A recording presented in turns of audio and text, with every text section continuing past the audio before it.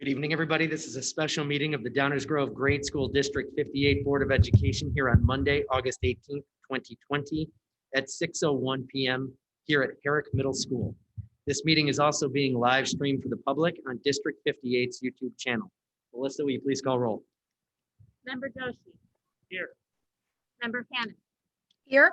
Good evening, everybody. This is a special meeting of the Downers Grove Grade School District 58 Board of Education. Member Harris. Here at Herrick Middle School. Member This Olczyk. meeting is also being live streamed.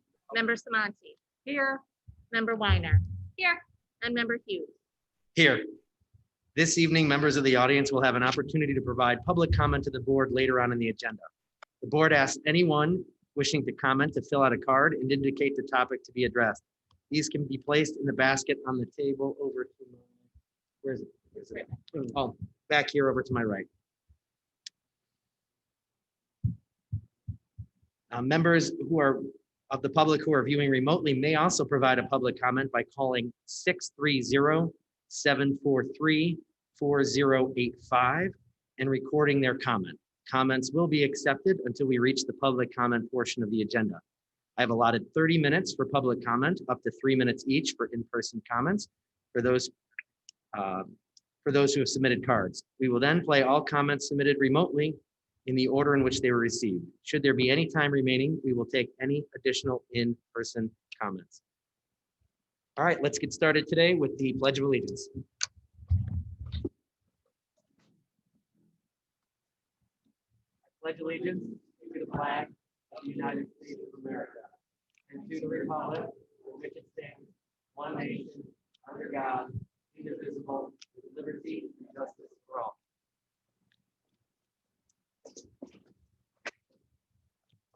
All right, we're going to go straight into discussion. We have the Return to Learn Plan 2020 through 2021 update. We'll go ahead and kick it off with Dr. Russell. Prior to starting the presentation, I want to take this time to thank the Board of Education. Typically, our summers are one meeting a month per event, and I want to recognize the hard work, the countless phone calls, all the updates, everything. I also really want to thank our administrative team. The assistant superintendents and our full ASC team has worked evenings, has worked weekends, has been really working around the clock to plan for any scenario that we may find ourselves in. And that work does not go unnoticed by myself and by the Board of Education. So again, I want to thank our entire team for your hard work and dedication to District 58. It's been unprecedented, the workload that all of you have been faced with, and we appreciate everything that you're doing. So thank you very much. As we begin tonight's presentation, I know we've said this several times, but I think it bears repeating that we are truly in unprecedented times. We want to presume that everyone is doing the best they can. And I truly believe that everyone is doing the best they can. This is a novel virus. None of us have ever dealt with anything like this before. When we closed down in March, I think many of us were anticipating that by late April, everything would be back up to normal. Certainly when we had to cancel our in-person promotions last June, I don't think any of us would have ever anticipated that there would be a possibility that we wouldn't be reopening schools for in-person instruction or having a hybrid plan or a modified on-site plan. But yet here we are. This virus continues to challenge us, not just from a health and safety perspective, but really from how we operate as a school district. While I do presume that everyone is doing the best they can, I do want to emphasize to our community tonight that there is a lack of ownership at the federal and state level. And I'm going to call it what it is, because we don't have any mandates from the federal government or the state. We are left deciding this as 852 school districts across Illinois. And it's left a mess across all of our communities. Our communities are tearing each other apart over this, when really I truly believe that this could have all been prevented if we would have had more clear direction from the federal and the state level. But nevertheless, here we are. We are just as frustrated as our community. I'm a parent who's also going through this, and I understand the frustration that our families have. I understand the frustration that our staff has, and I certainly understand the frustration that our Board of Education has. We shouldn't be in this position, but the reality is we are here, and we are left dealing with this, and we will deal with it. However, the blame in my view, should not be pointed at any school district or board of education or any staff members. I really do feel like the blame needs to be pointed in other directions. But nevertheless, the buck stops here, and we will continue to work hard to not only defeat this virus, but to give our students the best educational opportunities possible. One of the challenges that we constantly are dealing with is every attempt that the State Board of Education or the IDPH makes simply causes more questions and/or concerns. We are desperate for information, and every time we get it, it causes more work and it causes more frustration because it doesn't really answer any questions. In fact, it usually causes more, and you'll see that throughout the presentation this evening. Everything is constantly changing, which only adds to the frustration from our community members. As soon as we think we have it, then new guidance comes out. So what we hope to do tonight is we do want to share with the Board of Education the work that we did putting together a modified on-site plan and the online academy. We need to share with the board an update on new guidance from the IDPH. Some of it is less than 24 hours old. We need to provide the board with an update on what our neighboring school districts are doing and deciding. We'd like to share an updated recommendation with the Board of Education this evening. This last point I think is the most important. As we get closer and closer to the school year, we need to provide clarity for our staff and for our families. We need to set the final decision to make sure that as our teachers report back on Monday, they know exactly what's expected of them. And as our families start getting closer and closer to the start of the school year, we need clarity for the time being so we can move forward. So I want to kick it over to Justin and Jane, and they're going to talk about our modified on-site learning plan and how we have built this plan. Because when you look at what we're doing here, we have a continuum. And at any point, we can find ourselves in a modified on-site learning plan. And so Jane and Justin, we'll go ahead and kick it off. I will share just a brief update tonight. Since our meeting just a week ago, the work really began and will continue. So we did schedule and began working on that curriculum and instruction, really focusing on with working groups, identifying and defining those essential standards, the scope and sequence. That work will continue in the coming weeks. We looked at our classroom spaces and began preparing spaces for that smaller class size, the size of 15 that we are targeting. Met with each building administrator to really identify in each building where our teachers would be teaching, as well as a quarantine space and an alternate teaching space in the event we need to relocate a class. We also have been working on our staffing allocation, as we spoke about last week, and really reached out to individuals as well as to groups to let people know about that possibility of shifting. Some of the conversations were, we anticipate that possibility of shifting to a classroom role. Some of the more individual conversations were, we know that we would want you to shift into a classroom teaching role since you were just recently in that classroom teaching position. So we've had those conversations and are continuing to finalize that final staffing plan.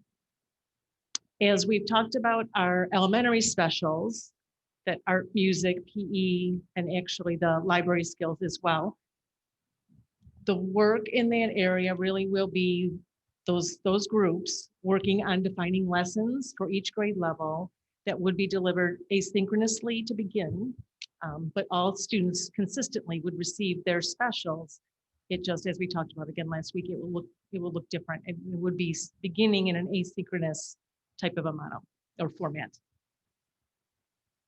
As we considered our intervention and support services as well as special ed, the students would continue to receive supports, their needed supports. In the smaller classroom model, some of those interventions and supports would be delivered by a classroom teacher, particularly if in classes where there are 12 students, 13, 14. There would also still be reading specialists and interventionists available to support across the district to make sure that we can meet the needs of our students. In the area of special education, the work really focused on and was able to accomplish and determine we can maintain students with their homeschool teams, and their services would be with those teams regardless of which model we end up using. And then finally, our work continued with the district and building protocols, looking at and really more clearly spelling out what are those procedures that work began this summer, quite frankly, and then has continued and will continue prior to that first day with our students and our staff. So that's the update on modified onsite. And then James Miller will give us an update on the online academy plan. So there are a lot of similarities in the work that's being done for modified on-site as there is for the online academy. This past week we had several groups of teachers in doing some planning, and the planning they were doing for curricular areas applied to all content areas, whether modified on-site, remote scenario, or online academy.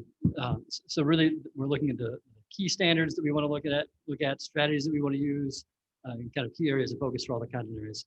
So that work was a good start and work that we could take and apply and work to have consistency across all our grade levels. Preparing classroom rosters, we have numbers now, and so we can look and see how many students we have at each grade level, and we can start approximating based on our class size targets, and then matching that up with staffing allocations. So again, as you've heard us describe, the puzzle, so to speak, of building all these classroom rosters with social distancing for modified on-site, and then seeing how many, what type of staffing allocation we have available for the online academy. So those steps kind of aligning those classrooms with the staffing that we have in place. So we're also looking at specials. Very similar to what Jane just said, we're going to find ways to have asynchronous specials. I think had a lot of good feedback from the community and from teachers and our working groups that we want to find ways to have specials for the online academy students. So I'm confident that we can accomplish that by developing some asynchronous lessons from District 58 staff that can be delivered and have those activities be something that that all of our students could participate in. So that work, again, that work has just begun. I'm not going to say we've gotten far with that, but we've got that concept in place. And then we really had a lot of conversations about the best way to align intervention and special education support services. Again, kind of some exciting news as we piece things together is one of the things we weren't sure we could promise was, and we're still not to the point where we could promise it, but we feel more optimistic that the service staff from a homes or serving school should be able to support students from that school. So in other words, it's very likely that a resource teacher from Henry Puffer would be able to support Henry Puffer students because we really value those pre-existing relationships. So again, not something that we can promise, but in working with Jessica Stewart, I think we found some creative ways to look at the students that are in on-site, the students that are in online academy, spreading that out strategically throughout the day, making sure that the online academy students are either in the AM or the PM in a certain way that would make everything kind of fit into place. So we started, again, in the initial planning phases of building those rosters, we feel optimistic that we can deliver that. So again, we're really, I think, doing our best to make sure the online academy is a really quality experience for all of our students and that they're having as many of the same experiences that our modified on-site students are having. So we were anxiously awaiting new IDPH guidelines and further information. There were so many gray areas in the guidance that they had provided earlier that districts were really clamoring last week for this guidance. And when we did receive this guidance, it was in the form of an FAQ that was sent out last Wednesday afternoon on 8/12. It has since been amended already on 8/14. One of the things that we were really hoping to get with this guidance was clarity. However, in our view, this left districts with more questions than answers. And I can tell you, speaking with superintendents across the state, that is definitely the common consensus that we all have. It did clarify certain things, though. The issue is some of the things that it clarified left our district and many other districts in a very problematic situation. So I'd like to go over some of the reasons why this was very problematic. It's much more restrictive than the previous guidance on which we built some of our plans. It is very dependent upon diagnostic COVID-19 testing, which is very limited and takes very long. It's likely to cause too many absences for students and staff. In my view, it's disruptive to the educational process. It's relying upon items to be procured that may not be available. N95 masks are a great example of that. And quite frankly, it's in conflict with other guidance and guidelines. Our attorneys and organizations need time to review this to give us recommendations, and that includes our local health department. IDPH and ISB, again, in my view, have not been very responsive to our inquiries. We're left to go to the health department, and our health department is wonderful, but they're often left waiting for answers as well. And so it really is an exercise in frustration since last week. I want to be very clear again with our public that none of us are epidemiologists, and we're not qualified to answer these questions or gray areas. And so it leaves us in really a tough spot, because we could on one hand be compromising someone's health or creating a lot of liability for our school district because we simply don't have the answers. And it is extremely frustrating. Often families and employee groups over the last several weeks have been asking questions, sharing concerns, and we can't always provide them with the answers they need because we're waiting for further guidance from the IDPH. And when it comes, it can often be challenging to interpret. In addition to that, the Illinois State Board of Education has also put out an FAQ. They put that out in June, and they are still amending that FAQ as recently as yesterday. And so the reason I share this with the public is not to complain or whine, but the target moves for us daily, sometimes multiple times during a day, and it becomes very challenging to solidify a plan. Some of the other challenges with the new guidelines that we received last week. Students and staff exhibiting one single symptom, and I mean one symptom from COVID-19, and we know COVID-19 mirrors other illnesses, would be forced to go home for 10 days. This would impact a very high number of students. So at the last meeting, Member Doshi had asked me, what were some of those things that would cause me to be concerned? And some of the things that I said was, if you have to go get a test, that is very problematic if you weren't just simply able to be cleared by your doctor. If it impacts your siblings, if you had pre-existing health conditions and you still had to go get a test, that would be very problematic to me because that would cause a severe disruption to the educational process. And the guidance really sent it to the most extreme end of the continuum. Testing requirements. There is a lack of availability for testing. What I mean by that is, in order to get a test, you either have to wait in line at the county or you have to go through private insurance, which isn't always an option for all of our families. And the turnaround time is too long. That's not me saying that, that's the DuPage County Health Department saying that right now. So because this new set of guidelines really relies on testing, and if kids have to be out for 10 days before they can come back, or they need a negative test, if that test takes 10 days, that's very, very problematic. Doctor visits. We know that access is not equitable for all of our children going to doctor visits. It's not as easy for all families to do that. The other thing is whether or not you have access to a doctor. You could be in a situation under these new guidelines last week where you're going to the doctor multiple times. That can be extremely costly for families. So that's problematic. Some other challenges with the new guidelines, again, we talked a little bit about this in the last slide, but siblings. Siblings are considered close contacts. They would have to isolate for 14 days. They can't necessarily test out. So I'm going to use my own family as an example, and I recognize that I have a lot of children at home, but I want the public to understand how this could play out. One of my daughters has seasonal allergies, who often, has a runny nose from August until the first frost. If my daughter went to the nurse at school, she would be sent home, and she would have to go get a COVID-19 test. That's assuming we can get into the doctor. That's assuming we can get a test back quickly. Not only would my daughter have to go home, but all of her other siblings in all the other grade levels would have to go home, and they wouldn't be allowed back even with a negative test until perhaps the original person with the symptoms was ruled eligible to come back. And so let's say that all happens. This could take 6 days, 7 days, 10 days. Again, next week, if she had a runny nose, we could be in the exact same situation, which is very, very problematic. The previous guidance had suggested that all someone would have to do is go to the doctor and get a quick note saying, no, this is seasonal allergies and you can come back. That's a big, big difference a week makes in this guidance. Another concern we have with the new guidelines is an outbreak is now defined as 2 confirmed cases in a class over a 14-day period.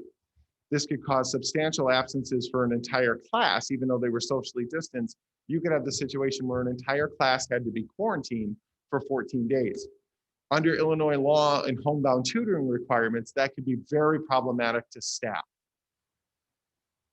The next thing was really a big curveball for us. We were not anticipating this because we were told not to procure N95s. The reason we were told not to procure those was because we were told that that needs to stay for hospital employees and hospital workers.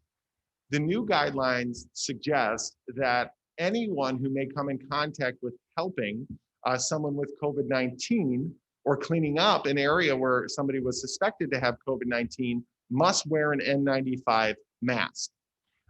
That's a problem because those are not easy to procure. We learned of this on Wednesday of last week. We would have to have this in place fully by September 1st. And we're working very hard. I want to commend Kevin Bardo. I also want to commend Jessica Stewart. But play that out across our district. That means our entire nursing staff. That means our custodial staff. That also means our administration, because they often back up for our employees. It could also be other employees who are asked to back up. All of these items must be procured. All of these items must be fit tested, which requires a medical questionnaire and often a medical visit.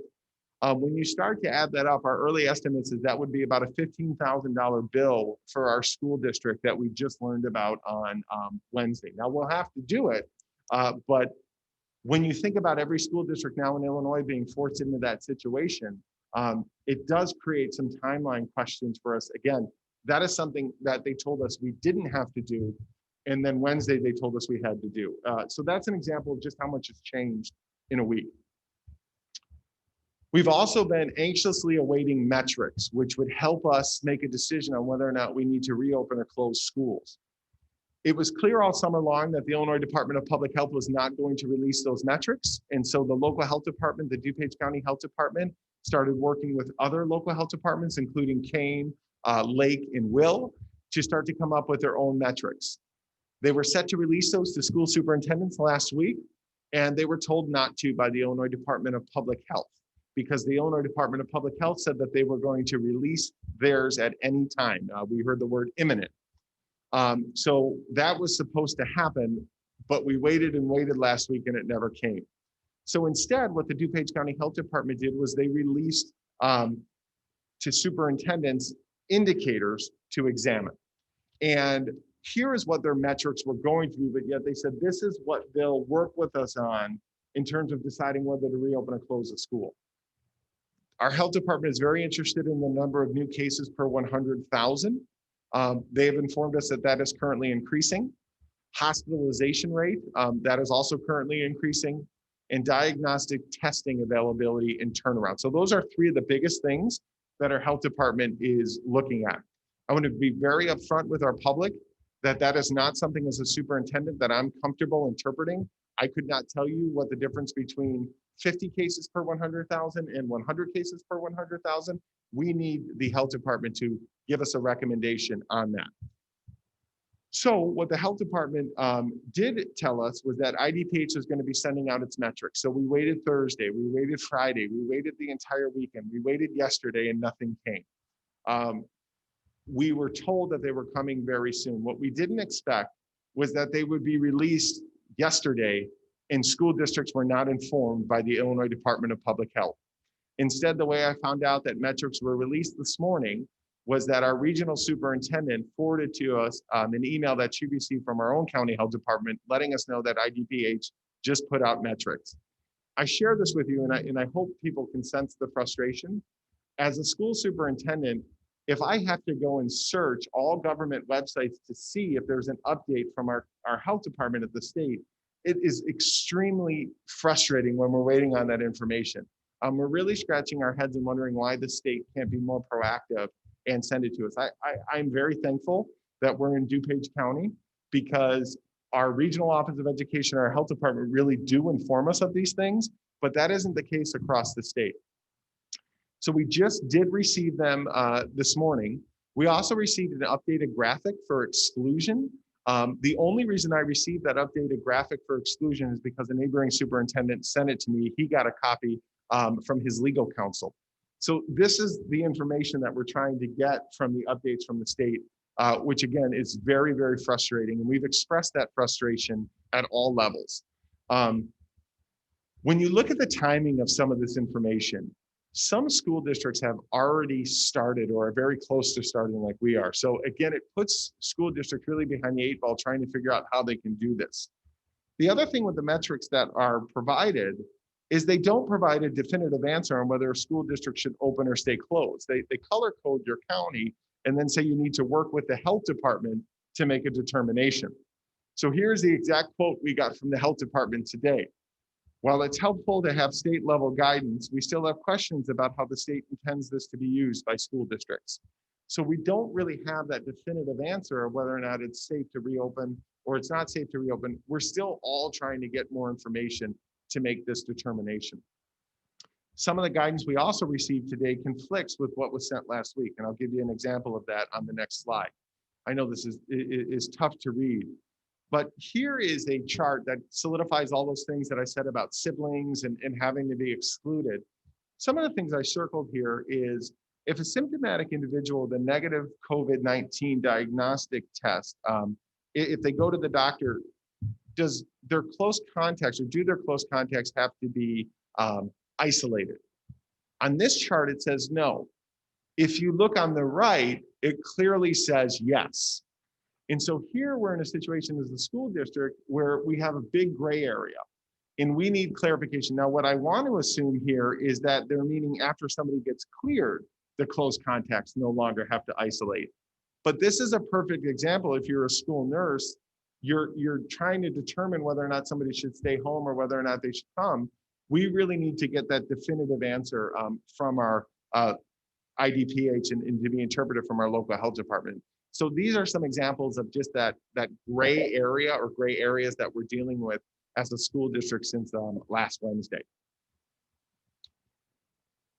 At this time, I also want to provide the board with an update on neighboring districts. I want to be clear, District 58 makes decisions that are based on what's best for our students and staff in District 58, and that's what my recommendations always come from. However, I do want to share what's going on across neighboring districts because the landscape has significantly changed since the last time we had a board meeting. Superintendents, obviously, as I've stated, are frustrated, but what we're starting to see throughout suburbia is that districts are going remote because this guidance is very unclear. I want to be very cautious, though, that people don't interpret this as districts are going remote because they can't do in-person instruction. Our district is ready to go. We've got 6 feet of social distancing. We can do this. We've built schedules, as Jane and James just said. The issue becomes, how is it going to disrupt your educational process, and do you have clarity? And right now, the answer is we do think it's going to disrupt our educational process, and we don't have a ton of clarity. So many districts who were interpreting this guidance over the past week have changed course. One that we all know is District 99. What I tried to do with this list is just get a landscape of our bordering school districts. District 68 in Woodridge, District 68 in Marker, District 61 in Darien, District 86 in Hinsdale, District 202. Now I put Plainfield up here as well. District 202 is Lisle and District 202 is also Plainfield. They both share the same number, so I didn't want to confuse anyone. District 201, District 203, 201 is Westmont, by the way. 203 is Naperville, 204 is Indian Prairie, which is half of Naperville and Aurora. District 41 is Glen Ellen, District 89 is the other Glen Ellen, District 44 is Lombard, and District 87 is the Glenbard High School District. So what you can see is that this changing guidance has given many, many districts great pause about moving forward until they get clarity. But I do want to point out, there are districts still attempting in person at this time. Many of the rural districts throughout Illinois are still attempting in person, and some of our smaller districts, even here in suburbia, are still trying in-person instruction at this time. And this is my view. Most DuPage districts are questioning and changing course for in-person at this time because of the sets of circumstances in front of us. Previously, I'd shared that most districts in DuPage were going to some form of in-person. We've asked Dr. Ruschetti to survey the school districts again so we can get a better sense of what's happening. My view from talking with superintendents throughout DuPage is that many of us are changing course in DuPage. So with that, I have an updated recommendation for the Board of Education, and I don't take this lightly about what I'm about to say, because you will not find a bigger proponent of in-person instruction than me. Our team believes in in-person instruction. I think our staff also believes that the best way students learn is in person. However, at this time, based on all the things that I've just shared with you, I am going to update my recommendation to the Board of Education and recommend that we postpone on-site learning and shift to remote instruction until October 2nd. I'd like some time to really clarify this guidance. I'd like time to go with our attorneys and other organizations to make sure that we're doing everything by the book. We don't want to jeopardize anyone's safety. We would reassess in mid to late September and provide the board with an update at that September 28th meeting. And again, I just want to emphasize that, like many districts, we need more time given everything that has just been presented to us. This timeline would allow us 4 to 6 weeks to assess and obtain clarity. And if we got that clarity, then we'd be able to return to on-site, and we would include a specific schedule and a transition timeline. I'm also recommending at this time that we postpone the online academy so that students can participate in remote learning at their home school. By doing this, this allows us to incorporate specials to a greater degree. It allows us to incorporate many other things for our students like extra help, reading specialists, math interventionists, and we'll talk about that in a bit. I'm also recommending that we develop a beginning of the year transition plan that allows students and staff to meet each other in small groups prior to shifting to a fully remote model. While it's clear that bringing in all of our students at once and even a hybrid model at the middle school is problematic based on everything that we've shared, I am highly recommending that we find ways for our students in very small groups to come and meet their teachers before the start of the school year. And I'm going to take my superintendent hat off and put my dad hat on here for a minute. Our students need to see their teachers prior to the start of the school year. We need to do it safely. We need time for them to build relationships. We need time for them to meet their teachers, to get all their materials, to learn the technology, to start learning instruction. We need to find opportunities for our students to meet with their teachers, and we'll talk about that a little bit more in the presentation. This is more not necessarily a part of our recommendation, but more of just something we're thinking about hard, is that we need to anticipate that transition back to on-site learning and work to minimize and we're going to work to minimize the impact of any future transitions on students and staff. So we're trying to be very cognizant, knowing that we're on a continuum and that at any point we could go from one place to the continuum to another. And so being very deliberate about what that looks like in this ever-shifting environment. So at this point, now that I've given an updated recommendation, we want to talk about what that recommendation can look like as it would play out. So as Kevin mentioned, one of the things we want to think about in planning for this scenario is that we want to work to minimize the impact of future transitions. So as we're structuring this remote learning class scenario, we want to have that in mind as we're going forward. One of the ways we can really work to secure a smooth transition is curricular consistency district-wide. And so both Jane and James alluded earlier to the work of the curriculum development groups. I'm really excited about the work that's already happened. We've had teachers in last week that have already begun to do some work on that. Kevin mentioned information coming out daily. ISB did release 170 something pages worth of guidance on defining essential standards, which we can now roll in to the work we've already begun on identifying those for our district, which is another exciting piece. But this really is a moment where we're going to look across third grade and say, we're not going to ever be a district where on day 23, we begin reading from a script and each teacher uses the same language to deliver instruction. There is still art and autonomy to teaching. And yet, recognizing the potential for a transition that could require some significant restructuring, we owe it to our students to really identify that consistent scope and sequence by grade level, by department, by discipline, by content area across the first trimester. And I think that those conversations have already really been very productive. That's one of the commitments we can make to ensure consistency for all students throughout the course of this year. When we think about the structures of those groups, we are going to maintain that AM/PM structure for preschool and for kindergarten as we enter the remote learning period. And that, again, will allow for us to continue to support that what we believe is an appropriate amount of core curricular instruction, and also provide the opportunity for a future transition into on-site instruction should that time become available. Concerning the Leicester and Highland kindergarten students, we have been able to set it up so that they will be in a class that's comprised of Leicester students exclusively or Highland students exclusively.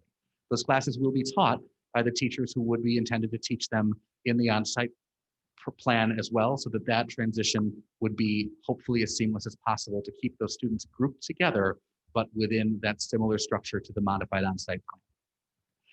As we look to our students in grades 1 through 6, one of the things we want to recognize is we need to work in any way that we can to maximize and optimize those remote learning experiences. And there was a reference that's been made a few times. 24 people, 24 students is typically one Zoom screen.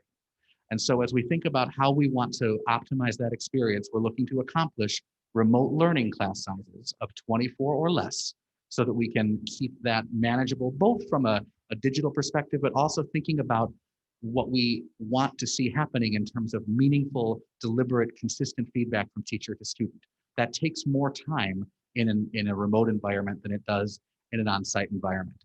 And so to accomplish that, we would continue to reallocate or reassign some of our certified staff, not nearly as many as in the modified on-site model, but some, to continue to both accomplish that goal and to create those grade level teams across within each building, so that in an eventual transition, we would have community, certainly, yes, in a homeroom classroom, but also across a grade level, so that students would interact with each other, students would interact with multiple teachers through that remote platform. The other thing that happens with this remote model is that we are able to maintain more of our reading specialists, more of our interventionists, more of our teacher librarians, so that we can continue to deliver those programs with even greater frequency and fidelity, while maintaining the class size and structure that we believe will not only optimize remote learning, but will provide for the smoothest transitions possible. At the middle school level, we will be presenting a daily structure that will mirror what a typical middle school day would look like.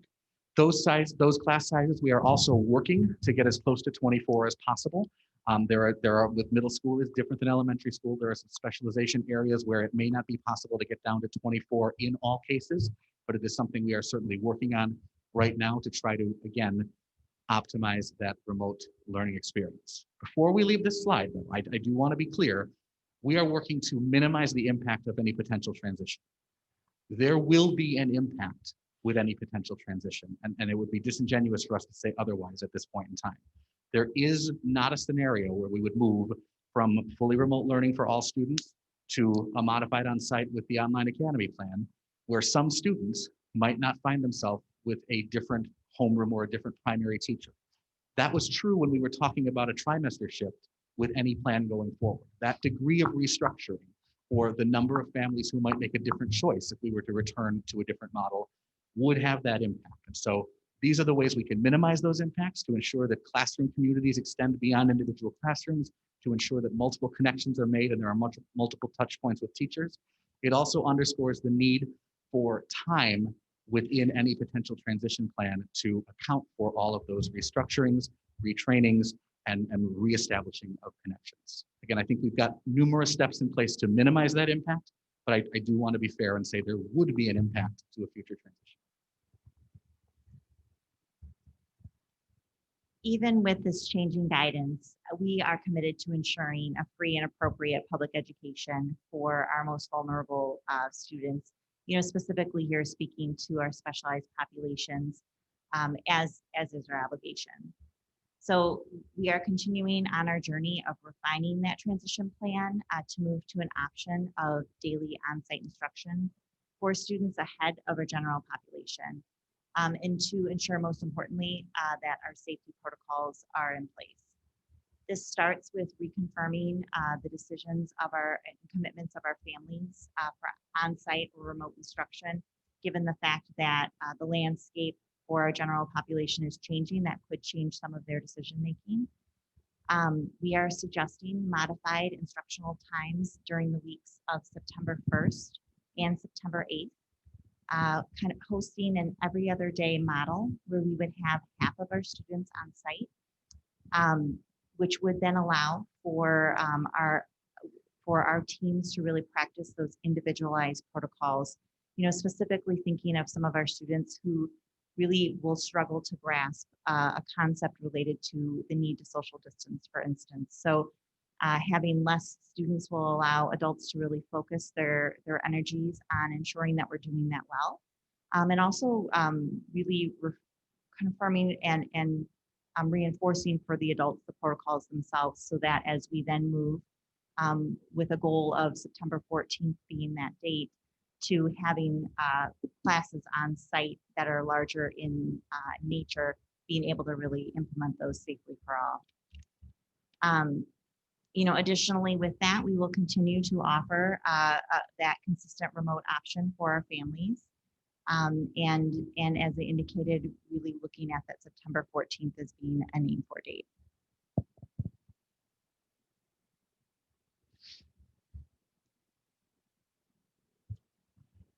As Kevin mentioned, we also want to ensure a transition plan in the first days of school that does allow for, with a combination of in-person and remote experiences, an opportunity for building those initial relationships. And so we do believe that we can accomplish brief on-site visits in very small groups so that children have a chance to meet their teachers face-to-face, to begin to build that connection, that human connection that comes most strongly in person, and also allows us a chance to establish some routines, some relationship building, and some attempt to practice some of these remote learning skills. So within those first 4 days, our hope is that we would create a structure where each student would be able to attend on-site for a brief amount of time, a couple of hours, over the course of those 4 days in very small groups. We're targeting something like 25% of a typical class. And so you'd be talking in elementary schools about groups of 7 or 8 in a room with one teacher. At a middle school, we would still be spacing them out in similar ways.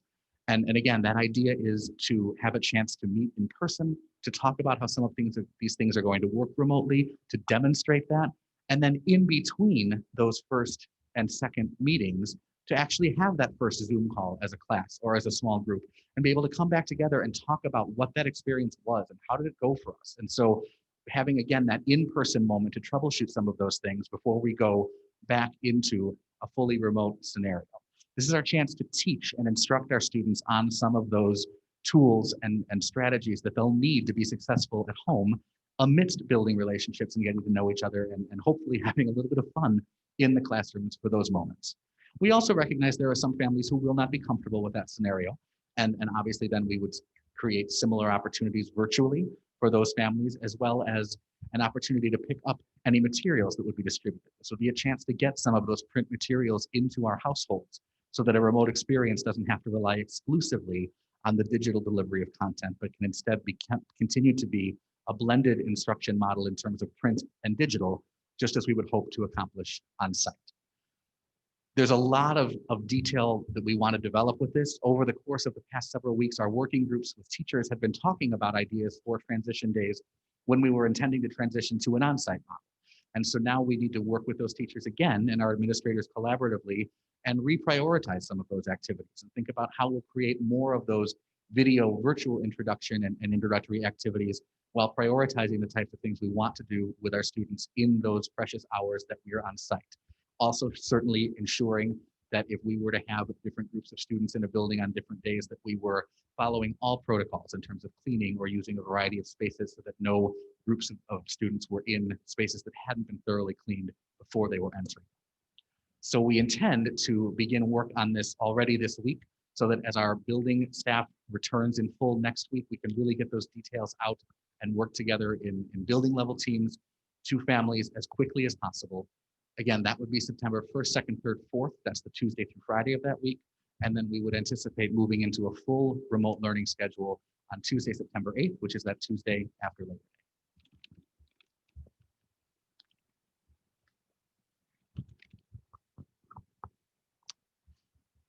So I know some of these points will be a little bit repetitive because we've been talking about remote learning and what it will entail for a while here, but I think it's certainly worth repeating some of the key changes we're going to see with remote learning. And you'll see I put remote learning 2.0 up at the top, really emphasizing this is a really completely new and separate incarnation of remote learning, and to really not think of this as being the same or really even significantly similar to what occurred last spring. And last spring was under a completely different scenario. We had different guidance from the state. They were active God days. We had little time to prepare for it. Whereas in this scenario, we have, in this case, we do have really clear guidance from the state on what remote learning should look like. We've had time to get feedback from our community. Our teachers have had time to work on this, so we feel much more prepared for this. Not to understate that there isn't still a lot of work to do and a lot of preparation to do, but we really feel that this is going to be different. So again, the most significant difference you will see is that the learning day is now 5 hours. So that is again for all full day programs. Pre-kindergarten and kindergarten are proportional to that, but for first grade through 8th grade, we have to have a 5-hour learning day, and all 5 hours have to be accounted for. And it could be this combination of synchronous and asynchronous. Synchronous meaning live and real-time access to the teacher. So really, when you hear synchronous, you should think video conference meeting. In our case, that's going to be the Zoom platform that we had success with last spring and that we intend to continue using in the fall. So that's 2.5 hours for students. Teachers will likely be a little bit longer than 2.5 hours because of some of the small group structures that we're going to build into that. And I think it's a really important piece of feedback that we got. It's in the state guidance. We heard it from our parents and families and community. And I think in the end, we know what good learning is supposed to look like in the classroom. And our goal in all of this is going to be to replicate that as much as possible virtually. So we're going to employ a lot of different strategies. I think some of the schedules and routines we built out. If you have an English language arts block, a teacher might do a small group mini lesson just like they do in person. And then some of the students might have an asynchronous activity that's independent where they're not on the Zoom call. And then half the students are with the teacher, and then you switch for the last half hour. So again, the teacher is on Zoom for a little bit longer period, but the students have an opportunity to meet in those smaller groups where there's more meaningful feedback that can be provided and more more the types of interactions that we want to see with our students. We're also going to use the breakout room feature. We heard this a lot and had a lot of good discussions about this in our working groups. Now, if you're not familiar with breakout rooms in Zoom, it's a really powerful feature where you can take students and drop them into different groups, and then the teacher is able to circulate amongst those groups. Just like with any classroom activity, we want to establish norms and routines and make sure students feel comfortable with this and understand how they're to conduct themselves while they're learning. But I think that provides, again, really strong opportunities for small group interaction student to student and small group interaction teacher to student. Again, things that we know work on site that we want to replicate off site. The asynchronous time, other guidance, and again, I apologize if this is redundant from things that I've told you in previous meetings, but again, I think it's worth repeating. The asynchronous time, we also want to focus on improving the quality of feedback that students are getting and the mechanism in which students are interacting. In other words, asynchronous doesn't mean independent practice. We have a lot of great tools, technology, and platforms available for students to get feedback from teachers, to be leaving responses, to be interacting and providing feedback to each other. So I think we want to leverage that as much as possible during that asynchronous time. But in the end, over the aggregate, we want to have 5 hours of learning throughout the course of the day that are accounted for and scheduled. And moving on to schedules, we do intend to have a regular schedule. And on the next slide, I will talk about the hours a little bit, but we want our caregivers, our families, our students, our teachers, our staff to all know when these things are going to happen. And we're going to have it happen on a regular weekly schedule. So students will know, okay, every day at, for example, 9 o'clock, it's going to be my math block. And at 10:30, again, these are example times, 10:30 is going to be my English language arts block. And as much of that can be regular, from specials that may be synchronous or asynchronous, from instructional supports and interventions. And the more that we can have that in a regular schedule that students can know when it's coming, I think we heard that feedback really clearly from all of our stakeholders. The other side of that regular schedule is that we also recognize that we still need to support students that are unable to attend these synchronous and asynchronous activities. So these are hard conversations, but our staff, we're committed to finding ways to supporting all students. So we know that there's a variety of circumstances that students are going to be in when they're not on site with us. And we need to be prepared to provide them supplementary activities and instruction for them to be able to continue their learning as best they can, understanding that, the goal is that they are all, as many as possible, are able to attend and participate in synchronous learning as possible. And we're going to work to make sure students get devices, they're going to get connectivity, and we're going to work with families as much as we can to support them and make sure they are a part of that. Another key change is going to be reporting methods and feedback and assessment. These things are again, we're going to replicate what happens on site. We're going to get back to our typical report card and reporting methods. But I will echo something that Justin has shared several times that from the guidance is that students can learn without report cards and grades, but they cannot learn without feedback. It all works together. We're going to have report cards so parents can follow along and families can follow along with their students' progress. But we're also going to embed those formative assessments, those summative assessments, real-time feedback for students. And so we're going to work on building those skills for our staff. And we've got some great ideas from the professional development time we have lined up, and we want to support our teachers and make sure they're able to effectively do that using the tools and platforms that we have.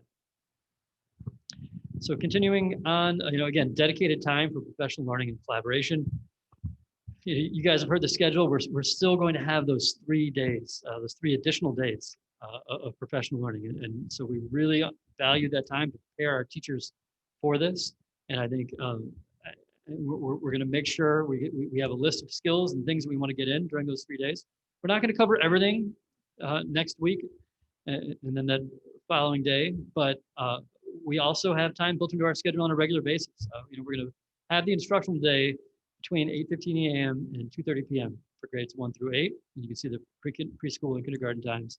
So that will allow that hour and 15 minutes from 2:30 to 3:45 every day to have collaboration for our teachers and get teachers to be consistent across grade levels, across departments. And I think, again, that's feedback that we heard from our staff and from our community. So I think having the time to build those skills and develop that consistency. And also, as I mentioned previously, to develop some of that content for students that aren't able to participate. We want our teachers to be able to focus their time on working with their students, not having to continually create content. So the more they can share their efforts, I think the more effective they are able to be. Kind of going back one bullet point there, we do want to also continue to focus on social and emotional wellness of our students and staff. There's no doubt we recognize that this is hard. This is hard for our families. This is hard for our students. We all want to be on site. We all want to be together and be able to interact in the way that we can. If we're unable to, we need to make sure we're finding ways to build connections. So I think the transition plan that Justin laid out is really important to start establishing those connections face to face in as many cases as possible, with as many students as possible, and establishing those relationships at the start of the year. One of the things we've heard a lot is the great thing about March is that we had pre-existing relationships with all these students. And so we're gonna have to spend some time building those as we start the year. And we definitely recognize that. We've also been using this very room all week for 25 fantastic new teachers in District 58. They're brand new. This is not an ideal time to start or way to start your career in District 58. So we need to make sure they feel embedded into our culture and our school communities and they feel supported. And that goes for our returning staff as well. We need to make sure people feel supported and that we can keep establishing the great connections that we have in our buildings. Finally, we're going to work to build the student schedules over the course of the next couple of weeks, really the next week or so, I should say. Just like with any scenario, we're going to build out schedules by building where you know when your math block is, when your ELA block is, and that there are a lot of complexities to that. It includes building in your specials, your instructional supports. And so having all that come together in a way across the district, making sure that we're accounting for math acceleration, for example, and things like that. So we're going to work really hard to build those schedules and have those out to families as soon as possible. But it is definitely work that is in progress.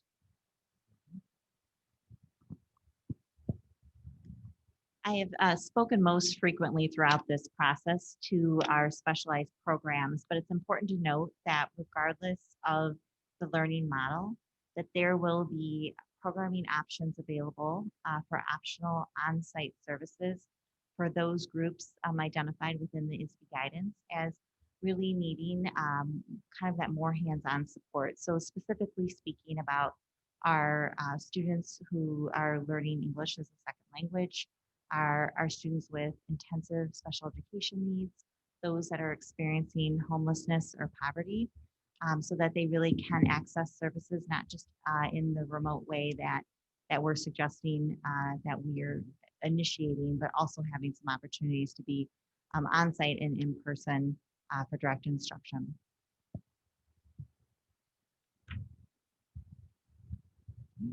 As you've learned more about our revised remote learning plan and really our goals and what we plan to accomplish, it's even more important really as we look at, in order to accomplish this, we will have staff on site to help us and to work with families. I do want to recognize, yes, this is a shift for our families. It is also a shift for our staff. And we really are committed to supporting all people involved through this change.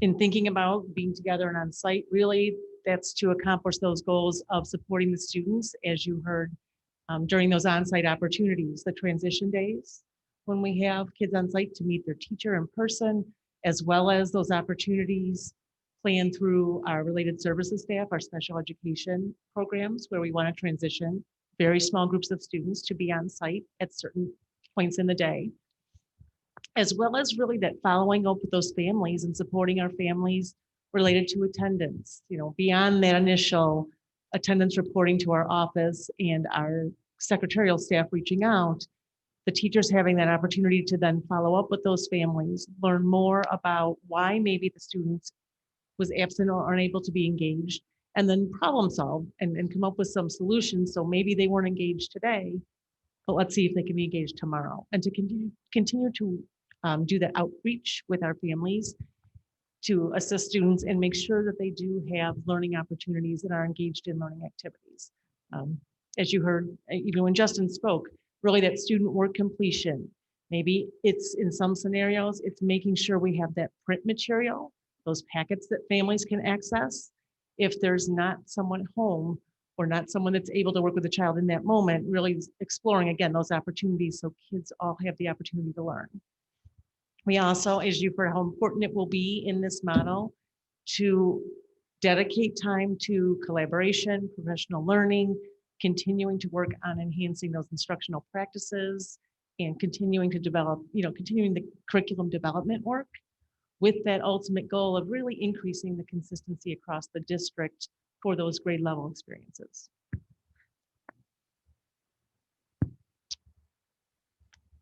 So one question we've talked about throughout the summer is how are we going to assess moving from one phase of the continuum to another? These are the metrics that we're using as an administrative team internally to determine, when it would be right to change a recommendation or update a recommendation, or when we come back to the board, if the board approves this updated recommendation, what would we be looking at? How are we going to be assessing this? So the first thing is the DuPage County Health Department indicators. I want to be clear though, we're looking at, does the health department say it's safe to open based on their indicators? District 58 cannot and will not make this determination on its own. This really has to be a recommendation from the health department experts, as that's their expertise. Staffing. We're always looking at staffing, and we need to make sure that we can staff under these updated guidelines. Are individuals consistently able to report to work based on the isolation and/or quarantine requirements? Because these are new requirements. Do we have clear guidance and metrics from the Illinois Department of Public Health that can be interpreted by the DuPage County Health Department? That is extremely important. So has the IDPH provided clear guidance to our health department? Can they recommend a course of action to our district? And then of course, implementation of the guidance. Can it be done? Does it disrupt the educational process? Is it too costly? I don't necessarily mean financially here, but what is the institutional cost in order to make this happen? That is something that's extremely important as we're going through this. So the next steps, what does a transition back to on-site look like? The transition from one format to another will have to be thoughtful and intentional. We talked a lot about this. This isn't something that can be just an overnight shift. Depending on the phase, which likely wouldn't be phase 5, we would still be under the requirement of offering an online option. So we'd have to definitely resurvey people. People's Opinions in August may be completely different in September, and so we'll have to take a look at that. Again, though, any transition would include consideration of changes to the guidance, a recommitment from families, and time to accomplish the necessary restructuring.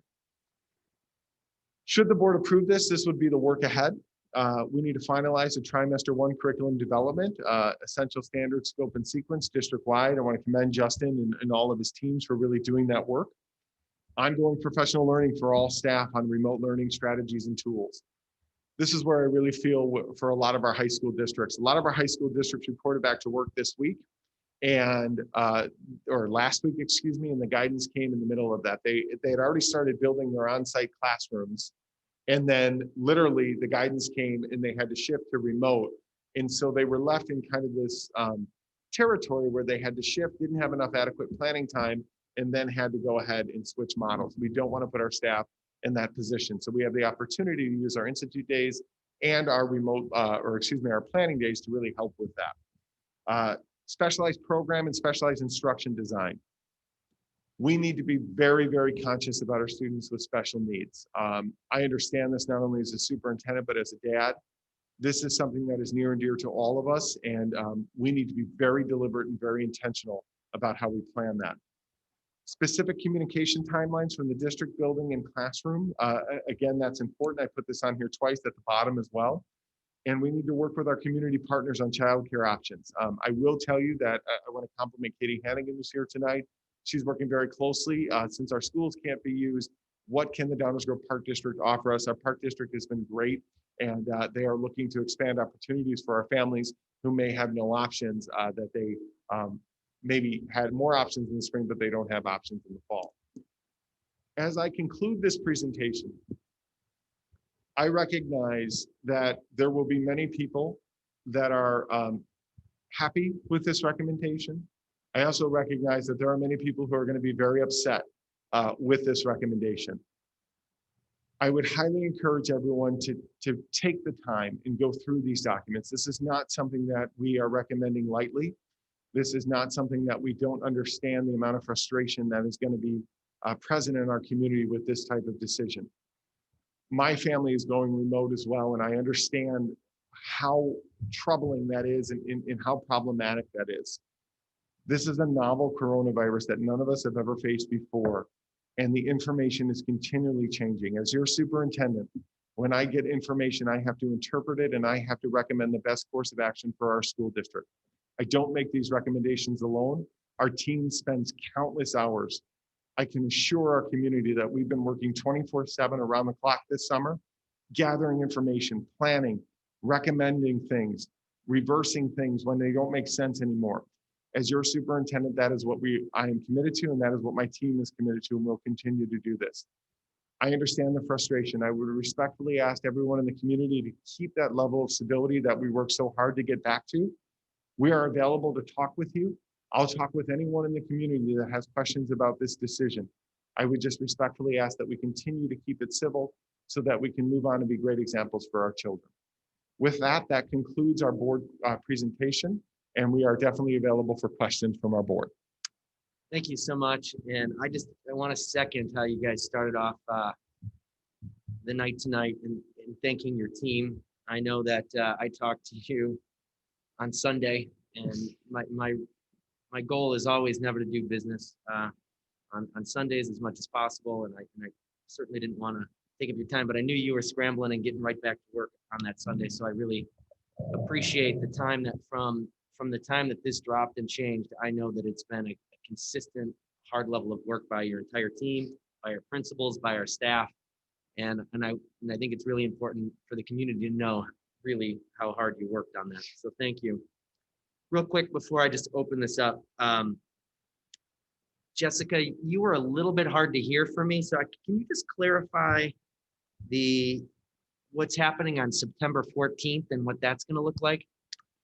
Absolutely. So within our specialized programs, we want to take the week of September 1st and the week of September 8th to bring students back, all students that would like to come on site, split that class in half and have them come on either a Tuesday Thursday or a Wednesday, Friday option for that same amount of shortened time that our general education population will also be coming on site, with a goal of really practicing those protocols with our adults and making sure that students are able to respond to the supports that we've identified and put in place for them to be safe at school.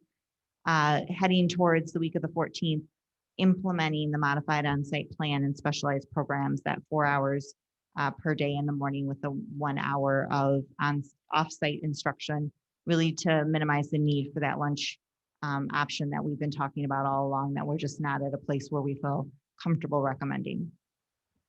Okay, so Did that would be like the best program, for example, then would continue to run on that modified on-site plan.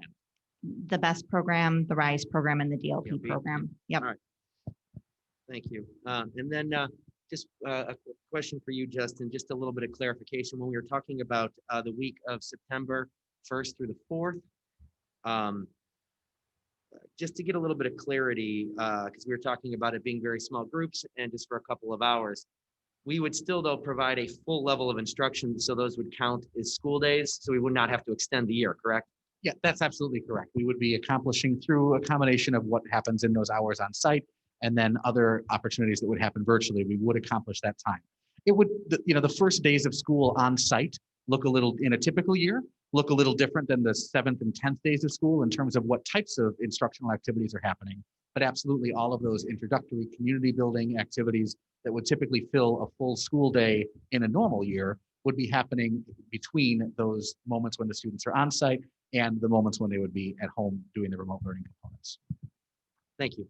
All right, well, I will hold the majority of my comments and questions and open it up to the rest of the board for questions and comments. I just have one question. Do we know, oh, thank you,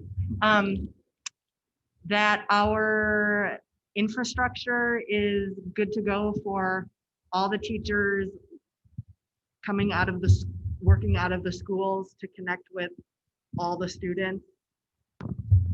James, why don't you go ahead and answer that, and then I'll answer about the home program that we're working on with the county board. Absolutely. Yeah, that's a great question, Jill. And obviously, I never want to make a promise. I won't keep that things are going to work flawlessly. But when you look at it from a network utilization perspective, even with 400 staff members on site, all doing Zoom calls simultaneously, that's still less traffic at every level than it is on a typical school day with 5,000 people on site.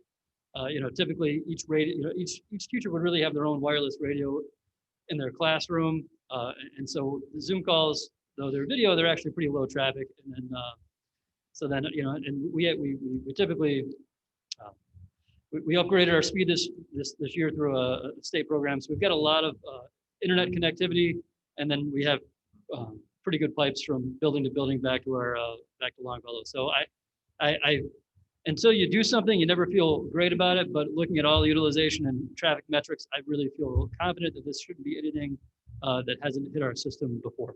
Great, thank you. Thank you. One of the other things that we've been working very hard on, no matter what the model is how can we get internet access to our homeless students, and how can we get internet access to students of low income? Our Education Foundation has been working very hard over the summer with our COVID-19 Relief Fund. And one of the members of our Education Foundation is a county board member, Brian Kajewski, who's a former 58 student. Brian and I started a conversation last week, and the county gets CARES money. And so Brian and I started talking about, wouldn't it be great if we could get Comcast to start providing more internet for our families? Comcast offers a program of about $10 per family per month if you meet the income qualifications.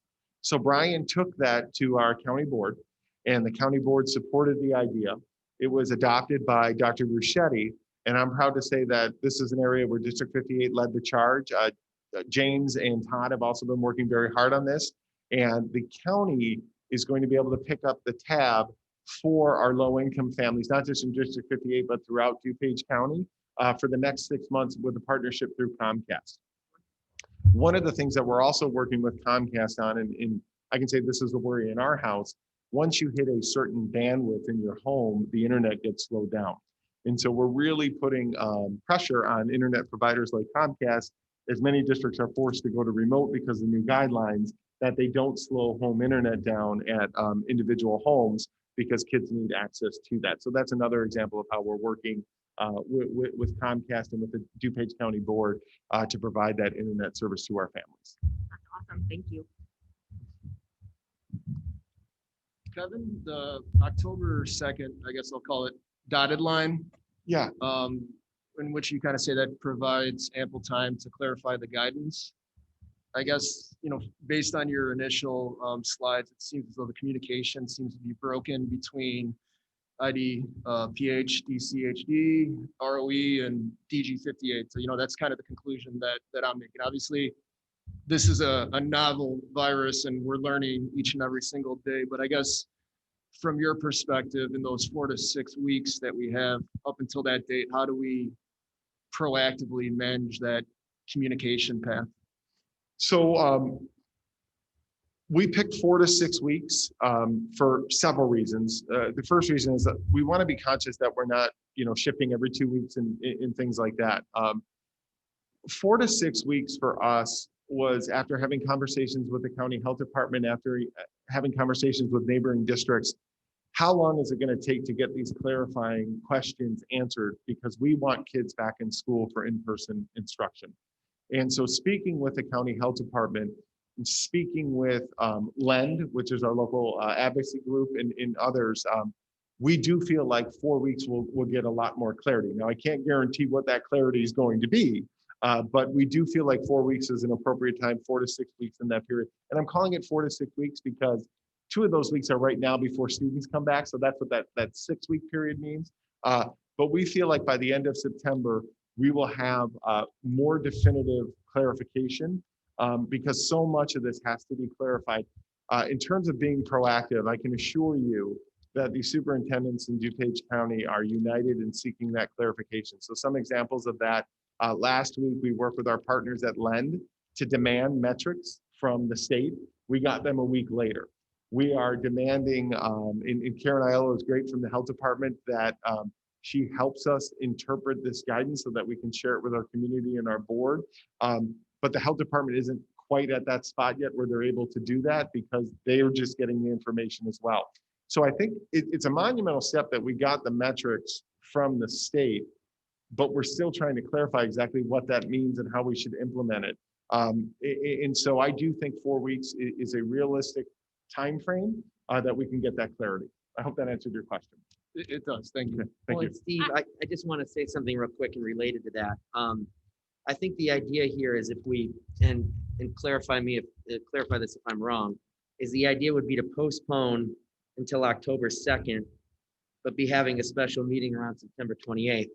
And that doesn't mean, we can be optimistic, but that doesn't mean that we're going to school from 8:15 to 3 o'clock on October 2nd, but that on September 28th, when we would reconvene, we would potentially have an opportunity to start some kind of transition the beginning October. So you might still say, hey, we want 4 more weeks of this, and then we're going to start transitioning to in person or whatever it might be.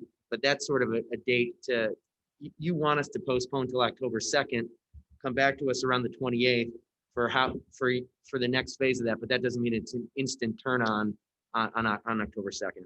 That's exactly correct. And one of the things I should have also said, Steve, is N95 masks, isolation gowns, and all that. We still need time to procure all of those. And so we're working through that. So that's another reason for some of that time. But Darren, you're absolutely correct. We're not guaranteeing October 2nd, the significance behind October 2nd is that's that last full week in September. That's when that ends. So knowing that we would have a board meeting on September 28th, we are prepared to come to that board meeting with all the clarity that we have, with a recommendation at that particular point, with a time frame and a timetable. So our goal is to make any transition as short as possible, but based on what we have in front of us, that could be a 1 week, it could be 2 weeks, it could be, it looks like this for a couple weeks, and then we transition into that. Again, as we get that clarity, perhaps numbers improve from the county, all those sorts of things that would determine the course of action that we recommend. But it certainly wouldn't be a light switch. On September 28th, we recommend, hey, we're back in person. and then by that Friday, we're good to go. I don't think that's necessarily realistic, but that certainly is what we're targeting that last week in September, because our goal, our strong preference is in-person instruction, and we want to make that happen as soon as possible once we get clarity. Thank you. Tracy? As I think one of the slides, I can't find it now, in talking about champions and in partnering with the park district, do you have a timeline or a sense of knowing like when you would be able to get more information to families? Because obviously shutting buildings severely impacts many households that were probably going up until today, depending on those services. Do you have any guidance, or can you flesh that out a little bit? Yeah, so our goal is to, by the end of the week, get clarity from the park district. The issue with Champions is that it's a before and after school program. If we're not having school, it's impossible to run the before and after school program because that would require the kids to stay there all day in a mass group. But what we're working with the park district is how quick could they turn around that information. So Katie has ongoing conversations with the park district. Should the board adopt the updated recommendation, those talks start at 8 a.m. tomorrow morning. And we've already started talks with the park district to see how quick we can turn this information around and then get it to our parents so we can have options available to them. So Tracy, I certainly, our goal is to get that information out as soon as the park district can get that, but the work is already in progress. So I'm hoping within a week we can get that information out. Okay.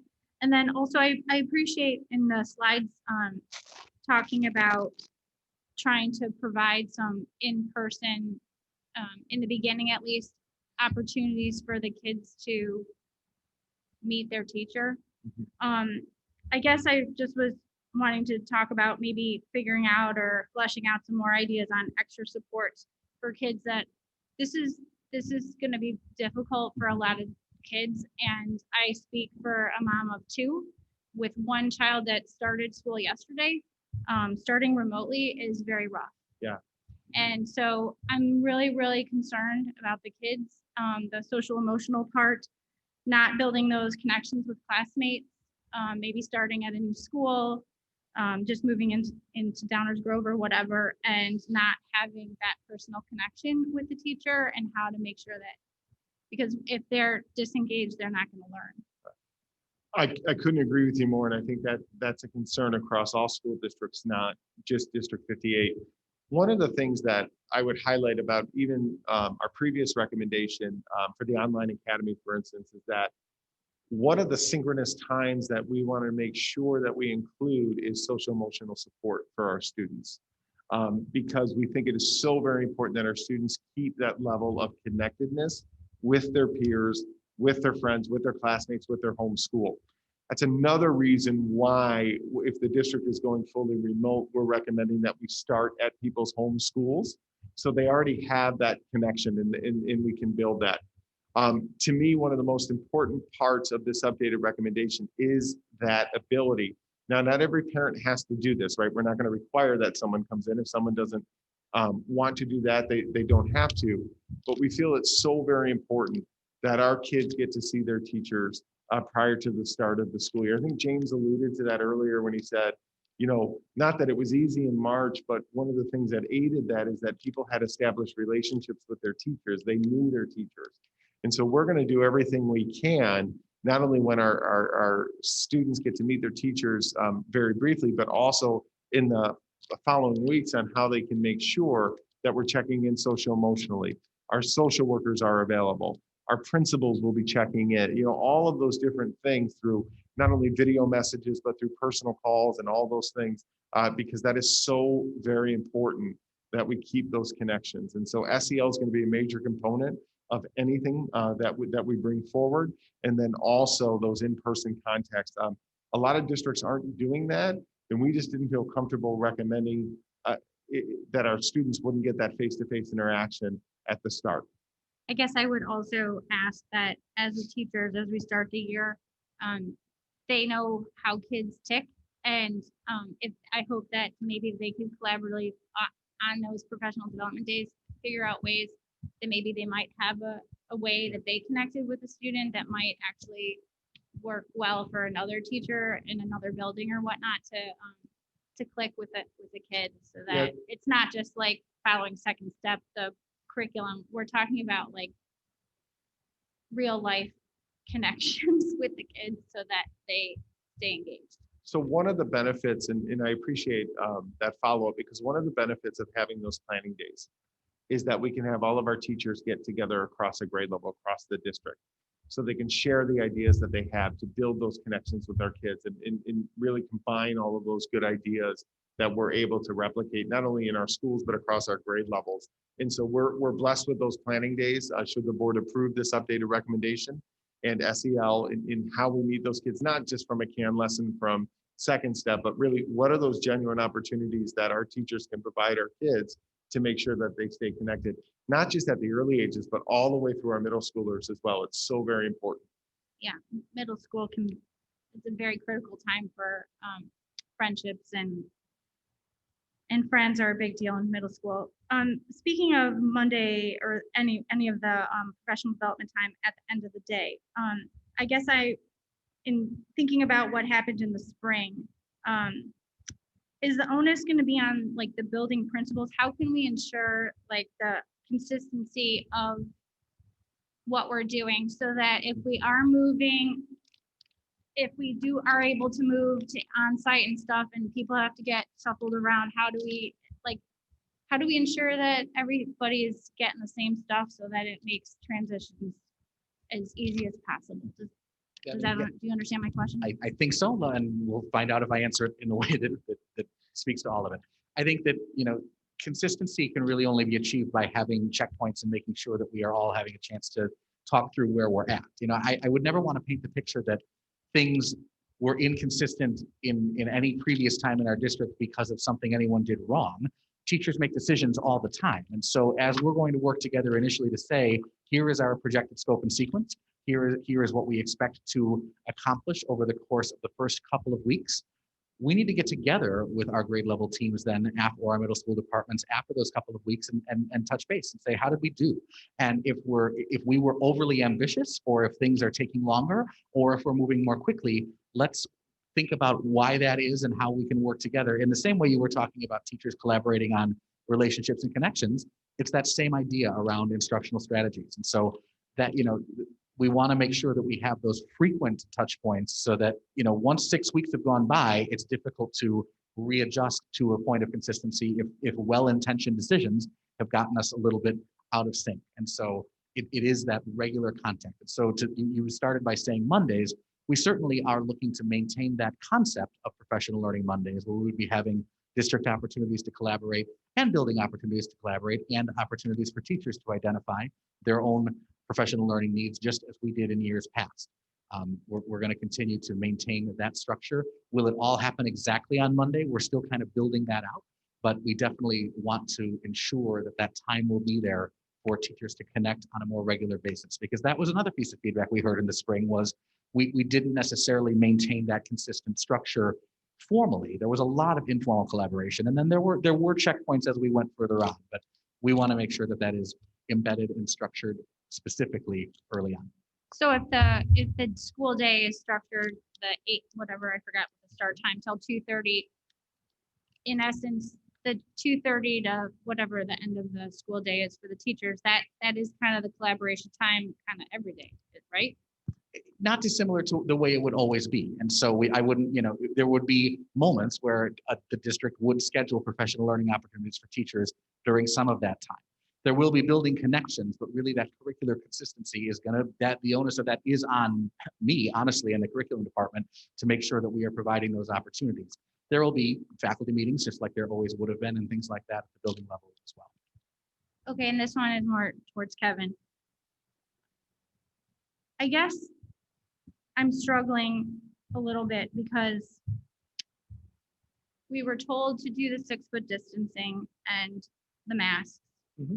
And we were under the positivity rate. And then things changed. And based on what you've given today, I still don't I'm sorry, I still don't understand what they're gonna give us that's gonna change, that's gonna change this. Well, I think a couple of things that, first off, that stand out to me. When we built our original plan, the 6 feet of social distance, the temperature check, the self-certification, all of that is still ready to go. What's changed right now are this substantial disruption to the educational process when you're talking about the potential of having siblings with one symptom having Oh, to I stay. understand. So all of that. Are you asking what's changing in terms of the metrics from the county? So I guess, so by going through 6 weeks or whatever, 4 to 6 weeks, and talking to the health department, then they're gonna tell us, okay, at this number of hospital beds used or whatever, like there's gonna be some like literal number they're gonna show us that when you hit this mark, and this mark, then you can reopen, but not lifting any of those other restrictions. Do you understand what I'm? I do. I'm frustrated because a lot of parents in the community don't understand what. So I think that's a ton of the frustration that we all have right now. Is there's no magic number that's going to come out from the IDPH or the DuPage County Health Department that is going to say, yes, it's safe to reopen, or no, it's not. What will change in 4 weeks' time is the DuPage County Health Department's understanding of what the IDPH is putting out. Right now, as I indicated in that quote, they don't even have time right now to determine what these metrics mean and what they don't for local municipalities. And so all we have right now is really a color-coded system where, your county may be blue, your county may be orange, but our health department needs time to then dive in and say, okay, well, what does this mean for Downers Grove 58? What does this mean for District 99? That's what we need to really change at the county health department level to help us understand that. We also are going to continue to put pressure on the IDPH to clarify some of these things that are really as clear as mud right now in terms of how long do students have to stay isolated? How long can they come back for? What does it mean to have a doctor's note? Does that also mean you have a negative test? Because they're putting out 2 or 3 different things right now that we have to really seek that clarification. So that's what we're seeking in terms of a 4-week pause right now, is how can we get clear information from our county health department? That's one of many things that we're seeking clarity on. Okay, thank you. I have a couple questions. Chime in. Can you guys hear me okay? Yes. Okay. Just in terms of the transition week, where students will come in the small groups to meet the teacher, et cetera, will that be something that's happening every day? Like how long is, like, what are the time periods kind of looking like? If we're talking about groups of only 7 or 8 students at a time, like how long will each group be there for? And every day out of those 4 days, or is it kind of an every other bit? Like what is that going to look like a little bit more specifically? Justin, I'll let you go ahead. Thanks. So to Tracy's point earlier, we want to hear from teachers and administrators about some of the ideas to structure this. So I want to be careful that I don't prescribe something that couldn't be done better by some of the ideas that we're going to hear. But the initial concept we're looking at, Emily, is we would break into 4 student groups. And so, for example, on Tuesday, we would have group A attend from, let's say, 9 to 11, and group B attend from 1 to 3. And then on Wednesday, group C from 9 to 11, and group D from 1 to 3. And then we'd repeat that structure on Thursday and Friday. So students would be on site for roughly 2 hours. It would give us time to both clean spaces if needed, or also structured that small, it would be an opportunity to use multiple spaces and not have to do midday cleaning, depending on the building and the structure. Obviously at middle school, that can look a number of ways. We had some initial conversations with the middle school admin team for about 5 minutes this morning. I have an email ready to go to all of the teachers who have been part of the on-site working groups and the curriculum development groups to get those people in if they are able in the next day or two to try to start having some district-wide initial conversations so that we can build those details out. But right now, the idea is kind of 4 student groups, which is how we get at that 25% mark, 2 hours twice over the 4 days. Okay. Would there be any opportunity in those days in terms, I know a large focus of the day is going to be trying to help students to learn how to use their technology, log into all the different programs that'll be used, things like that. Could that be something technology-wise that could be potentially done outside, weather permitting? Obviously, that's the safest, least risk environment, regardless of how many kids are there and all that kind of stuff. So, but I don't know, like, obviously the technology wise, is that something that we're able to do outside, or is that what that portion of the 2 hours have to be done in a classroom? So I think we would want to access outside spaces as much as possible. Mhm. There are certainly some technology challenges the further we get from a building with certain applications that require internet connectivity. But Right. I also don't think that that entire 2 hours is going, and we're also talking about a lot of relationship building and a lot of Right. those things too. So, for example, when we were first talking about transitioning to our initial plan, particularly our preschool and kindergarten teams were talking about just what you were saying, beginning outside, using the outside as much as possible, coming in to see the classroom briefly when we were going to be on site, but accessing that as we can. So certainly that will be part of our conversations. I think to your point, there will be a piece of that we would want to be able to access Wi-Fi and potentially use the inside spaces. But if the weather is good, a lot of that relationship building can certainly happen 6 feet apart on the grass, just like it can 6 or more feet apart in the classroom. And as I say 6 or more, that's the other advantage is with groups of 6, 7, and 8 in elementary classrooms, Yeah. we're probably talking more like 10, 12 feet apart in many cases, as opposed to just that 6. Yeah. And I also want to be very careful that we allow our teachers the time to plan for what they think would be the most meaningful use of those 2.5 hours. That's why I'm very impressed with Justin's recommendation to get our teachers together to come up with recommendations on what this could look like. As a former teacher myself, I'd like almost a half and half with this particular time where, a lot of those team building activities could take place outside, but there's also some things in the classroom that I'd like to go over with the students as well. And so I could see teachers really utilizing both during this time, as long as we're, adhering to the guidelines and things like that. That's great. That was going to be another one of my questions, actually, was about staff input in terms of that transition week. So I'm glad to hear that that's definitely already part of the plan in place. And then obviously, I know Darren had asked the question about those days being full days of learning, et cetera. So obviously then asynchronous instruction will happen opposite whatever time those students are in the building and days and things like that. Go ahead.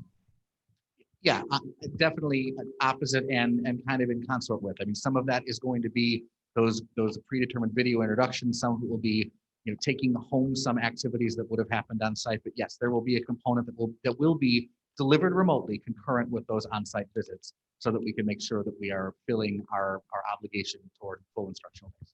And that's one of the things, just to continue to clarify that there's a trade-off for, how many hours of instruction, whether it's asynchronous or synchronous, that you could get if all the kids are at home, right? Because then you can deliver the 5 hours of consistency. So one of the things we want to make sure, as Justin pointed out, just like we would do an on-site learning, is that we trade some of that, time where kids are building the relationships with their teachers. But then as soon as we get past Labor Day, then again, that's where you really jump into the full schedule and things like that. Okay, and then for those families that are not comfortable coming for any of that in-person time, will there be any sort of opportunities for like a remote meet and greet type of situation or something along those lines where they might get an opportunity to have like kind of that introductory relationship building portion, but remotely as opposed to in person? Absolutely. I mean, and again, I don't want to get too far ahead. One of the things we've talked about is sending things out to parents to get an idea of when they might show up and which ones might or which ones might not. So Group C may become a group that isn't actually attending on site, but maybe an opportunity that would happen virtually. I want to be cautious to not predict those specific structures until we get the teachers in the room. Okay. And then just a couple questions more specific just to remote instruction in general as we move forward with that plan more consistently. In the fully remote option, when we're talking about the synchronous portion of instruction, are we still talking about focusing most specifically on math, ELA, and SEL within the synchronous portion of remote instruction? That's a great question. I think what you will see is that our instructional minutes will mirror the on-site proportions. So I mean, to answer the question, we're not, I think what you're referring to is the online academy model in which Acellus was going to be used for some of the asynchronous time. Acellus is not a factor or not a tool we anticipate utilizing or need to utilize in a fully remote scenario because all of our staff is available. So our staff would be delivering direct instruction using TCI and iQuest for science and our social studies resources for social studies. The time is less, or will be less. We are going to build out. We have some templates and some ideas for the instructional minutes. Again, it mirrors very much our weekly minutes that we already have for on-site learning. So there will be less time on science and social studies, which is in alignment with how we typically operate. But it would definitely be not via Acellus because we don't need to utilize additional resource when all of our staff is focusing on it simultaneously. Does that answer your question, Emily? Yes, but will that instruction, will there be times when that instruction falls within like the 2.5 hours of synchronous instruction versus only falling within the asynchronous portion? Do you know what I'm saying? I do, absolutely. And yes, we are carving out synchronous in our schedule, in our minutes. And again, I think we do want to let all of our teachers take a look at this. The remote learning working groups have some sketched out minutes. And again, like we really took proportional time. So yes, there will be synchronous time in science and social studies. Okay. Synchronous and asynchronous, but again, proportionally less. So yeah, the very short answer to your question is yes, definitely synchronous learning in science and social studies as part of our remote learning plan. Okay, that makes sense. And then I think for now I just had one last question. I know you talked about the remote learning schedule being, well, just that it being very scheduled, that the days will look similar, weeks will look similar. And you kind of talked about the idea that, you'll log on for your math at 9 o'clock and you'll have ELA at 10 o'clock or whatever. Will kind of built into that quote unquote schedule of time, will there be built in things that you would typically see in an on-site environment, like a movement break or a brain break or something like that, so the kids aren't just, between from 8:15 to 2:30, they're sitting there at the table or wherever they're doing their work? Will some of those types of activities be built into that schedule in like a consistent way? So that's a really good question, and I would generally say yes. I don't know that that we built in the specifics of that, but I think we all recognize that students sitting continuously staring, well, one, we don't want the Zoom calls to be 2.5 hours straight. Sure. So we want to break it up as much as possible. So I will really rely on our staff, and I think our staff will be really creative in recognizing that. We want to find purposeful ways to have our students being active and not sitting and doing the same activities continuously. So I think that's a great point. I don't know that it's specifically called out in our plan right now, but I definitely think our teachers will take that into consideration as we're developing our plans. So yeah, that's a great point. And I think that mirrors, again, exactly what would have happened a year ago, August. A teacher has the program minutes that are required for each area of instruction.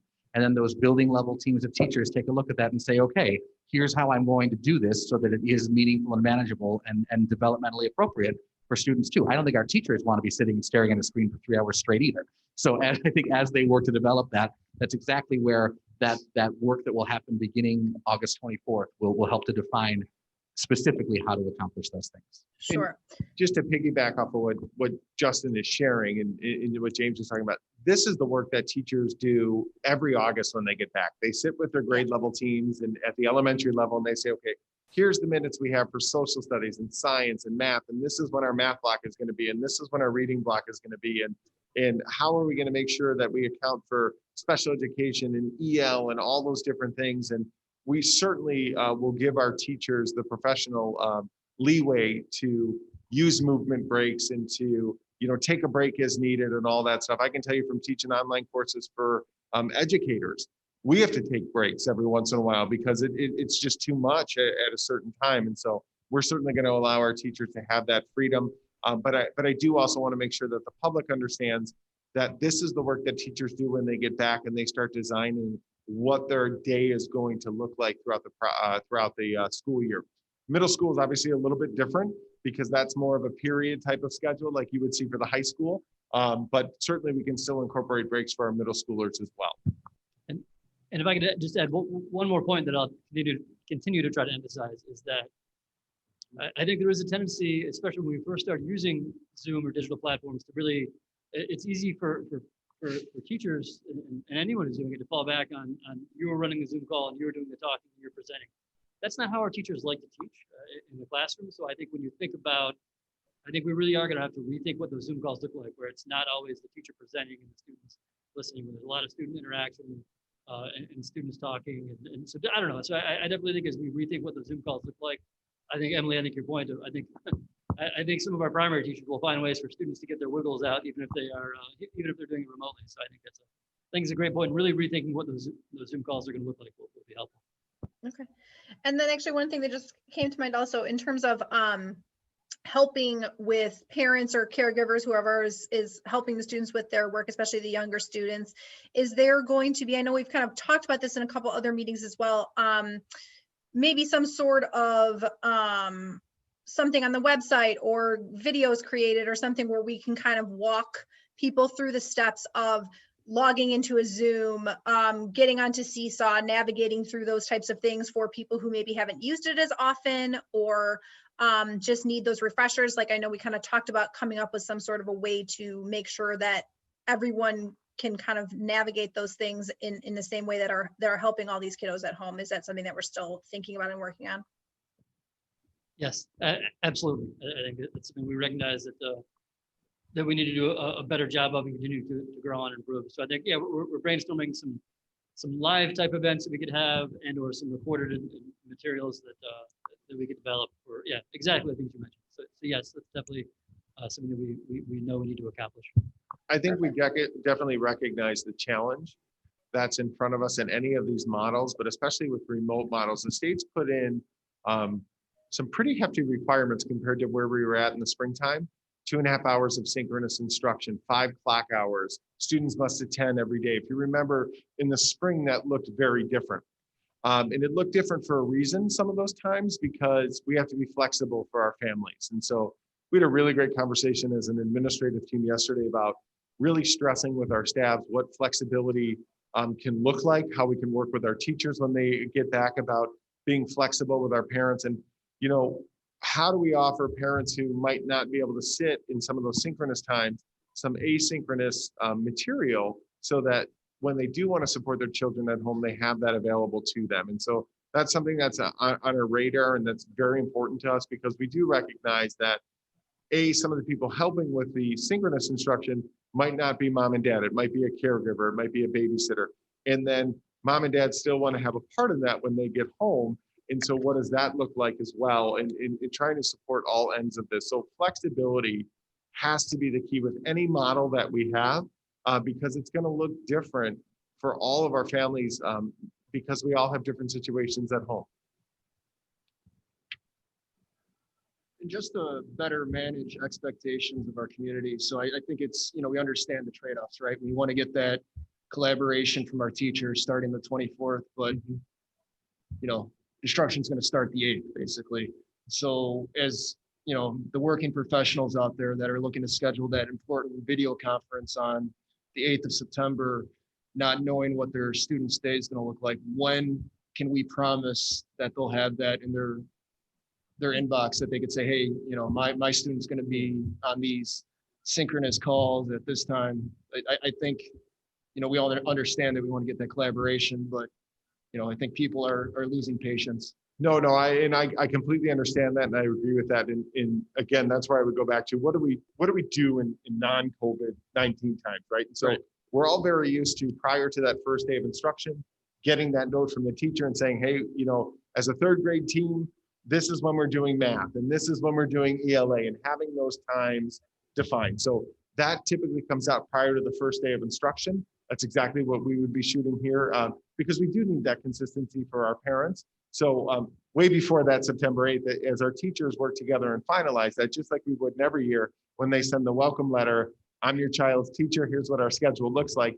That's the goal here, just like we always do. So our families have that consistency in terms of when that synchronous would take place in other things. Justin, did you want to piggyback or?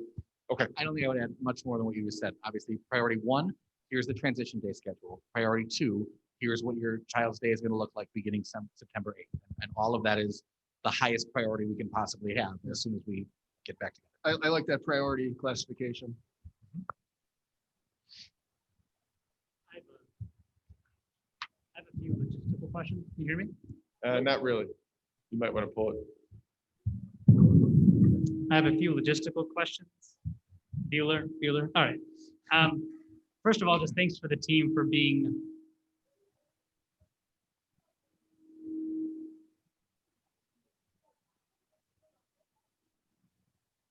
thanks to your team for just being flexible and keeping us super updated as things come out. I know it's frustrating, but I just appreciate all the hard work. A few logistical questions. Mentioned 24 students is the class size expectation for remote. In a world where we transition to modified onsite, does that mean that approximately a third of that class would get reassigned to a new teacher to get back to our 14 to 17 students per classroom? Or is that up in the air? Or no, help me understand how the logistics would work. Go ahead, Jane. All right. As Kevin mentioned, we would resurvey families. The shorter answer is no, we're not anticipating that many shift to a different teacher. That's the quicker answer. As we're looking at the number of families who are interested in Online Academy now, again, we are recognizing in a month, there may be more, there may be differences in what they would select. And so in a number of our schools, we're far below 24, so that we actually could absorb without changing any teachers for the students. In a few places, then we've identified, yes, there may be a shift, and those would be our schools with the larger class sizes typically. And that that goes back to the concept, the thought of that, building a grade level community. So teachers learn, the kids learn, everyone in second grade, let's say, and they're working with multiple teachers to help make that transition smoother. But there will be some places, but I think lower than you're anticipating. When we look at the modified on-site plan, and we had talked about reallocating some staff to go into classrooms, we were at about 40 staff members who would be in that position. In this scenario, with opening remote and bringing class sizes, again, I'm speaking elementary, Justin primarily is working with middle school, to that 24, it's really looking more like there's 20 teachers who would be picking up and being classroom teachers to help us minimize that transition when we shift to the onsite. Does that answer your? I'm guessing there's an estimate baked in there on what percentage of families will choose to remain in an online academy. What number are you expecting so that we know as a board, if it's higher than that, we're probably going to be expecting more relationship transitions or less relationship transitions. Does that question make sense? Say it again. I'm not sure what you're asking, or maybe Justin, you look like you're. Sorry, I think the number right now would be the number that actually came back. You know, we've built the modeling we have on the family commitment forms that we received at this point in time. And so we can predict with that level of commitment to the online academy, what the sections would look like. We can create this remote plan with shooting for 24 or less, and as James said, significantly less in other places. It's impossible to predict. James said earlier in a meeting, it's impossible to predict next week in so many ways. If a similar number of families committed to the online academy as they did just a week or so ago, then we can anticipate what that would be. If a greater number or a significantly lesser number committed to the online academy, that again was always going to be one of those things that would cause more of a restructuring need. Got it. I want to correct, if you don't mind, if I can just piggyback off a little bit. No matter what model we enter the school year with, you're going to have sacrifices on the other end of that. And so when we really talked about this and what it could look like, we overwhelmingly heard from our community and from our staffs that if we're all going to go remote prior to the start of the school year, it makes a lot of sense to have everybody start in their home school, right? To build that connection and do all those things. Another advantage that we have to everybody starting in their home school is that you've got a greater access to things like specials and support, like your reading specialist or your math interventionist and all of those things. As we transition, You had asked a question, is it up in the air? And again, full disclosure, I think everything is up in the air right now. We certainly have a modified on-site plan and an online academy plan that we can implement tomorrow if we needed to. But I think if this summer has taught us anything, we can't predict what necessarily 3 or 4 weeks is going to bring us. And I think Tracy was alluding to that a little bit in her question. So just as we're asking our staff to be extremely flexible and our community to be extremely flexible, I think we've got to be flexible as well and recognize that when we do get back to that September 28th meeting, should the board approve this recommendation, that it could look a little bit different. Our modified on-site might be modified a little bit more, if that makes sense. Yeah. The numbers that we're looking at though right now are the numbers, the commitments that we have. But even in those commitments, what we saw was people who filled those out quickly, the numbers were very close to what our survey numbers would have been. But as news started to develop and the news cycles were showing increased cases in Illinois and positivity rate, we did see those numbers go back more to a online academy option.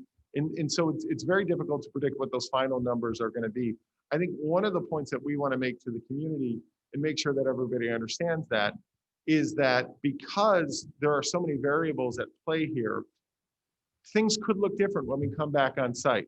Our goal as a school district, especially an elementary school district, is to make those transitions as comfortable for our families and our students as possible, and to really make sure that we're considering the whole child as we do that. And I think Jane made a really good point about when we're in this on site, how do we incorporate as much as a grade level approach as possible? So in the event a child did come back to on site and maybe had a different teacher, that wouldn't be the only teacher that they would see throughout the day. They've also familiar with that teacher because they met that teacher in person and they saw that teacher online. So very much a whole team approach right now, because it's going to look different when we come back on site, unless we come back in a phase 5, which I don't think any of us are anticipating at this particular point. Appreciate that. Specific question around the September 1st to the 4th. We're still treating those as instructional days. Is that right? Yep. And so what does the off-site version of that look like on the days that the students are not coming in for those 2-hour blocks? How would we provide these synchronous 2.5 hours of that day? Go ahead, Justin. So again, some of that may be where we are practicing some of the remote learning strategies and things like that, depending on how the groupings work out. It may very well be that a teacher is available for that specific synchronous time. It may be a time when our specialist teachers are doing some introductions to those classes and accomplishing some of the synchronous times in those ways. Got it. That's helpful. Thanks. I think just piggybacking off of Steve's question around clarity for our community. I know this would have been the week that we would have expected to get class assignments to students, or somewhere around this time. I think I saw August 17th on a previous presentation. Is that right? So our goal for this year, if we were on site in a typical school year, was that we were going to roll those up this year, and to try and accomplish that earlier for our community. So this would have, you're absolutely right what you saw. This would have been the first year that we rolled it up faster than we ever have before, obviously, because of everything that's taken place. So what you're going to see with class assignments this year is very similar to what you would have seen in a typical year. I don't want to put you on the spot for a date, but an approximate time for when we can expect the No. idea of schedules and assignments? I think it's very fair to put me on the spot. And so what we're targeting is that AM, PM kindergarten assignments will come out this Friday. The following Friday, we would have class assignments with those introductory. So that's August 28th with those introductory letters. And that prior to the first day of student attendance, parents would know when those core classes are going to take place inside of their grade level schedule. Middle school students would obviously be different because middle school students get a schedule with periods. And so that would come out at the same time you would see the class assignment. So that would be Friday the 28th. All right, thank you. You should have led with that. There's a lot of shoulda, coulda, woulda, so I do apologize. No, with that. no, because I think, just kind of connecting with the community over the last week or so with the new guidance coming out, I think it, everyone realizes the frustration and the challenge, but I think anything we can do to proactively manage those expectations will be well received. So, as you know, we're always prepared. In the event the board approves the recommendation today, in the letter that we send out to families, that is detailed in that letter in terms of the times, not the actual schedule for when you're going to have math or reading, but these target dates that we have to make these key announcements for families, that's when those will take place. Thank you. There's a couple more questions. There was a mention about the September 14th date that Darren, you helped clarify, so I appreciate the question. There was a part of it that I didn't understand as well. It seemed like it was for specific special needs programs, plus students that were potentially experiencing homelessness or poverty. Do you mind speaking to that part around how do we ensure students can opt in for that on-site instruction and what that would look like? So during that transitional period, we will be planning for looking at the week of the 14th as also being a time where we could offer additional on-site instruction, most likely in our afternoon times for students to be coming back for either individualized or small group, really identified by their building level teams based upon what either their identified goal areas are that are difficult to address in a remote environment, or there's specific circumstances that really make their ability to access that remote instruction in a meaningful way, really being the driving factors for helping to make those decisions. So it isn't it's not a blanket approach. It really is a student-centered approach to making decisions. I appreciate that. From an equity perspective, I appreciate the consideration there.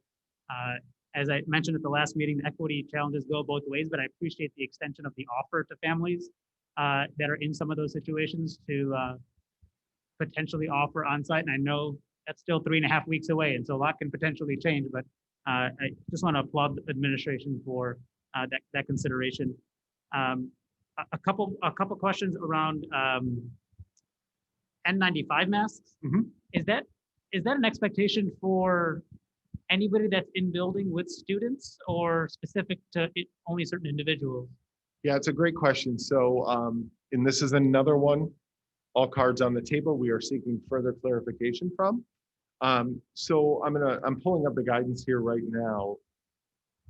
So the expectation is, in the guidance says two different things so give me a second here and let me pull it up. Okay. So this is kind of some of the gray area that we're trying to assess. What PPE is required by school nurses who are assessing a student or staff member reporting COVID-like symptoms, right? That key word is assessing. That's what we typically view our nurses doing. That kiddo comes into the office, they assess what's wrong, they call mom or dad, or whoever the caretaker is, and then we get them. The next sentence says, when performing clinical evaluation of a sick individual. So there's a question right off the bat. Are our nurses really performing clinical evaluations, or are they simply assessing and then, referring to a medical provider that would provide the clinical evaluation? However, because this is under the nursing section, and it does say that nurses should be fit tested for an N95 respirator, we're assuming that our nurses have to then go through that training. But that's another example of some of that clarity. So nurses certainly have to go through that training. We also, though, have several times through the day where the nurse might be attending to one student or another student. So as a former principal, I can tell you oftentimes we were the backup to the nurse. And so we want to make sure that our administrators are properly fitted in the event a nurse isn't able to come to school or whatever the case may be, that we have a backup there. Another group that is also being required to have N95 masks are our staff that are going to be tasked with cleaning areas where a suspected case of COVID-19 may have taken place. So these are our custodians. And so then we will have to work with our custodial association and fit testing and talking with all of them about that and what that entails. So when you then start to factor that in, we need backups for our custodians. And so now how far are you going to go into that? Is that with our district maintenance staff? Again, Kevin Bardo, Jeff Newstead, all of those different people then would have to be fit tested. So a very conservative estimate of what we're looking at is over 100 individuals in our school district that may be called upon to either assess a child who's sick or clean up after that takes place. And so we're looking at over 100 individuals.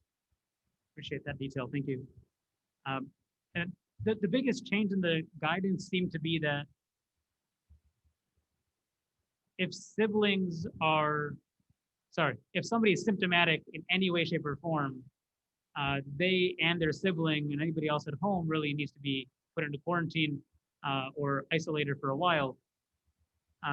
If that guidance doesn't change, and this is, I think it's going to Tracy's question earlier, if that guidance doesn't change, do we anticipate coming back to on-site, or is the recommendation saying, if that's the guidance, we cannot ensure continuity of learning, and so we will not be on-site unless that guidance shifts? So to me, the biggest thing isn't the sibling issue. To me, it's the testing issue. They weren't talking about the level of testing until this guidance came up. They actually said the words diagnostic testing in this. That was a game changer for us, because when I asked the health department, how quickly can someone get a test?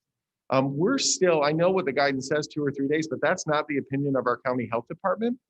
And so, yes, the sibling thing is very significant, don't get me wrong, but I think it's a completely different situation if you have the availability of cheap and quick testing, which could then turn around things very quickly, because then you're not talking about siblings being out 10 to 14 days, right? And so for me, the biggest piece of that guidance was the availability and the turnaround test of COVID-19 in the diagnostic component of that. So we're not talking antigen tests, we're talking COVID-19 tests. And I did ask the health department, if you were in my shoes, how problematic is that? And they said it's very problematic. And to me, that was one of those things when we discussed at the July 30th meeting that you said, I don't want to, hold you to this, but what are some things that, if you become aware of, will give you great pause. That was one of those moments for me going, if we're requiring everybody with the symptoms to get a test, and it's taking 8 or 9 days to get that turned around, and then their siblings may also have to be out as a result of that, you start multiplying that through our student population, but also through our staff population.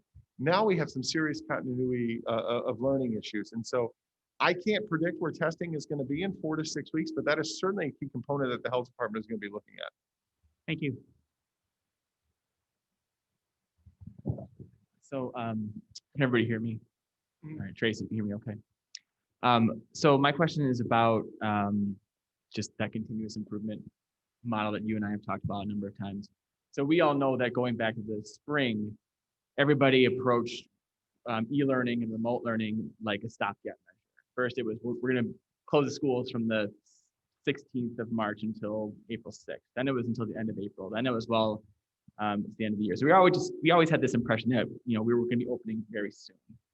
And, based on some of the things we talked about tonight, especially the most recent question, I don't know how soon this could be. And, there's the assumption that we're going to have a vaccine by the end of the calendar year. I'm not 100% sold on that. So we're asking our staff, we're asking our families, we're asking our kids to quickly adjust to a model of learning and instruction that they've never been trained to do. So talk to me about that continuous feedback loop where we are, provide, like, how do we know how to make it better? How do we know how to improve our service to the community? How do we know what kind of professional learning our staff needs in order to do their jobs better, just so that they can feel that sense of efficacy in what they're doing? How do we evaluate data to make sure that our product, our service to our community is the best it's going to be under these circumstances? So I'm going to answer it, and then I'll let Justin pick up on it, especially student assessment, because in any model, student assessment is going to drive that, not just your summative assessments, but your formative assessments. So when we talk about the school improvement cycle and continuous improvement, how are we equipping our teachers to do formative assessment, and then how are they using that data to improve instruction? One of the advantages that we do have over the spring when we're talking remote learning, whether that's an online academy or the other half of a hybrid or full remote learning, is this is not a new experience for our staff. It's also not a new experience for the majority of our students, except those who were in kindergarten, right? So we've learned a ton of lessons from the spring. We really have. And the ability now to still have that opportunity to bring our teachers together with our building leaders and talk about what went well, what do we need to improve on. I think another area that's going to cause us a ton of improvement, or just the requirements are different in the way the state is approaching this and the way our district is approaching this is much different. I think you were very spot on about your characterization of what it looked like in the spring. It was more of a stopgap. It was more of a, we've never done this before, and let's change this. We're very much approaching any learning scenario in the fall as this is not a stopgap. this is our, or these are our kids, these are our expectations. And we need to make sure that we put those things in place that are going to get us to that next level for our students, because we don't have another 6 or 7 months to do a stopgap. We've talked at length as a board and then individually, kids only get one chance at a grade level. They only get one chance at certain things. And so we need to make sure that we're offering them a robust instructional plan. So I'm going to let Justin talk about assessment, the professional development ideas that we have going into this year and what we're going to emphasize. And James, feel free to jump in with some of those technology items. Yeah, I mean, I think the thing I would say most initially is that we already have a lot of that feedback, right? We had that entire task force that worked through June where we took in all of the experiences. I mean, I would say that from March 17th until June 3rd, we did get better. Teachers got better and more comfortable with those things. And then we had all of that feedback in terms of what really did go well and what really do we still need to improve on. So we start there. That informed the remote learning working groups that happened through July and August that have developed the plans and the structures that we have already. So I think we've already demonstrated that we are going to keep looking for and working through that feedback. I think in terms of how do we know what staff needs, we're going to ask them. We're going to go through and make sure that everyone has that baseline comfort level with our initial tools, and then we're going to differentiate our staff development just like we do with any other curricular resource and provide that support. One of the things that comes back in this remote model is we're able to bring back a few more people in the roles that are dedicated specifically to teacher support on an ongoing basis. This is a place where, frankly, our instructional coaching team took a lead role in the spring and has already done a lot of work developing some of those tools and is ready to take a lead role with those facilitation pieces. So I think, and then I go back to, we're going to have those grade level meetings. We're going to have those conversations where we can reflect on how we're doing. And to that question of, are we keeping up with the instructional scope and sequence? Is it reasonable? Some of the answer to that it might be reasonable if I had this support or this, this additional tool to work with. And then we continue to embed that professional learning as we go through. So I think the shortest answer possible is we keep listening to our teachers and to our families as they give us that feedback. And so, all of those survey results we got back in the spring, all of the task force work, that has led us to where we are now. And I think we keep those structures intact and continue to respond to them. And I think, I'm sorry, go ahead. I'm hearing, how do we make sure we're hearing from like teachers that make sense to me? We're in the building for them every day. Are you anticipating that there's going to be certain junctures, at least through the first month of the school year, where you're going to be collecting family voice data? We have, I'll be honest, we haven't talked about that as a team, but I also don't see why we wouldn't continue with some of those similar structures that we employed with some that helped us to grow in the spring. So the other point that I wanted to make as well is one of the emphases is that we had last year, the thing that we placed a high level of emphasis on is revamping our school improvement structure. Now, COVID did get in the way of that a little bit. However, we are still very committed to sitting down with all of our individual building leaders and setting out those goals. And we've already had a lot of really good quality conversations about unifying our district under a math goal as we have our new curriculum, and how are we going to monitor this at each building. And we've even introduced a new process for goal setting at the individual building level with our leaders that involves our entire ASC team. And so we are putting that infrastructure in place for that continuous improvement model. We do like the idea of checking in with our families and getting input to see how it's working at home. Something can look very good on paper or at a board meeting, but when it gets played out, we do have to adjust. And I think we demonstrated in the spring, we did make some of those adjustments for both our staff and our families. We had talked at the last board meeting about the online academy and that idea of surveying our staff, or our families. I think we need to do both. I think we need to ask our teachers how it's going and our families how it's going, so that can help with that continuous improvement cycle as well.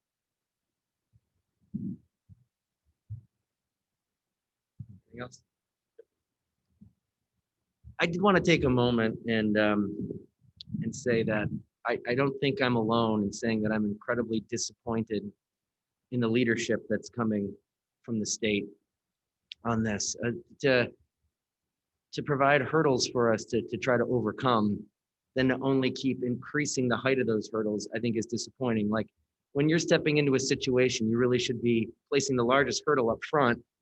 And then as we get more information, lowering those expectations if it's capable. So I think we've seen an incredible amount of hard work go into plans that had to continually change. And I I can't help but feel frustrated with every parent and member of the community, every member of our staff, because we've never been able to really give a definitive answer as we've moved through this. And so the reason why I want to mention this today is while I recognize that there are some areas throughout the state and stuff where we're seeing a lack of leadership, I'm not seeing that here in this district. And I just want to thank everybody for that.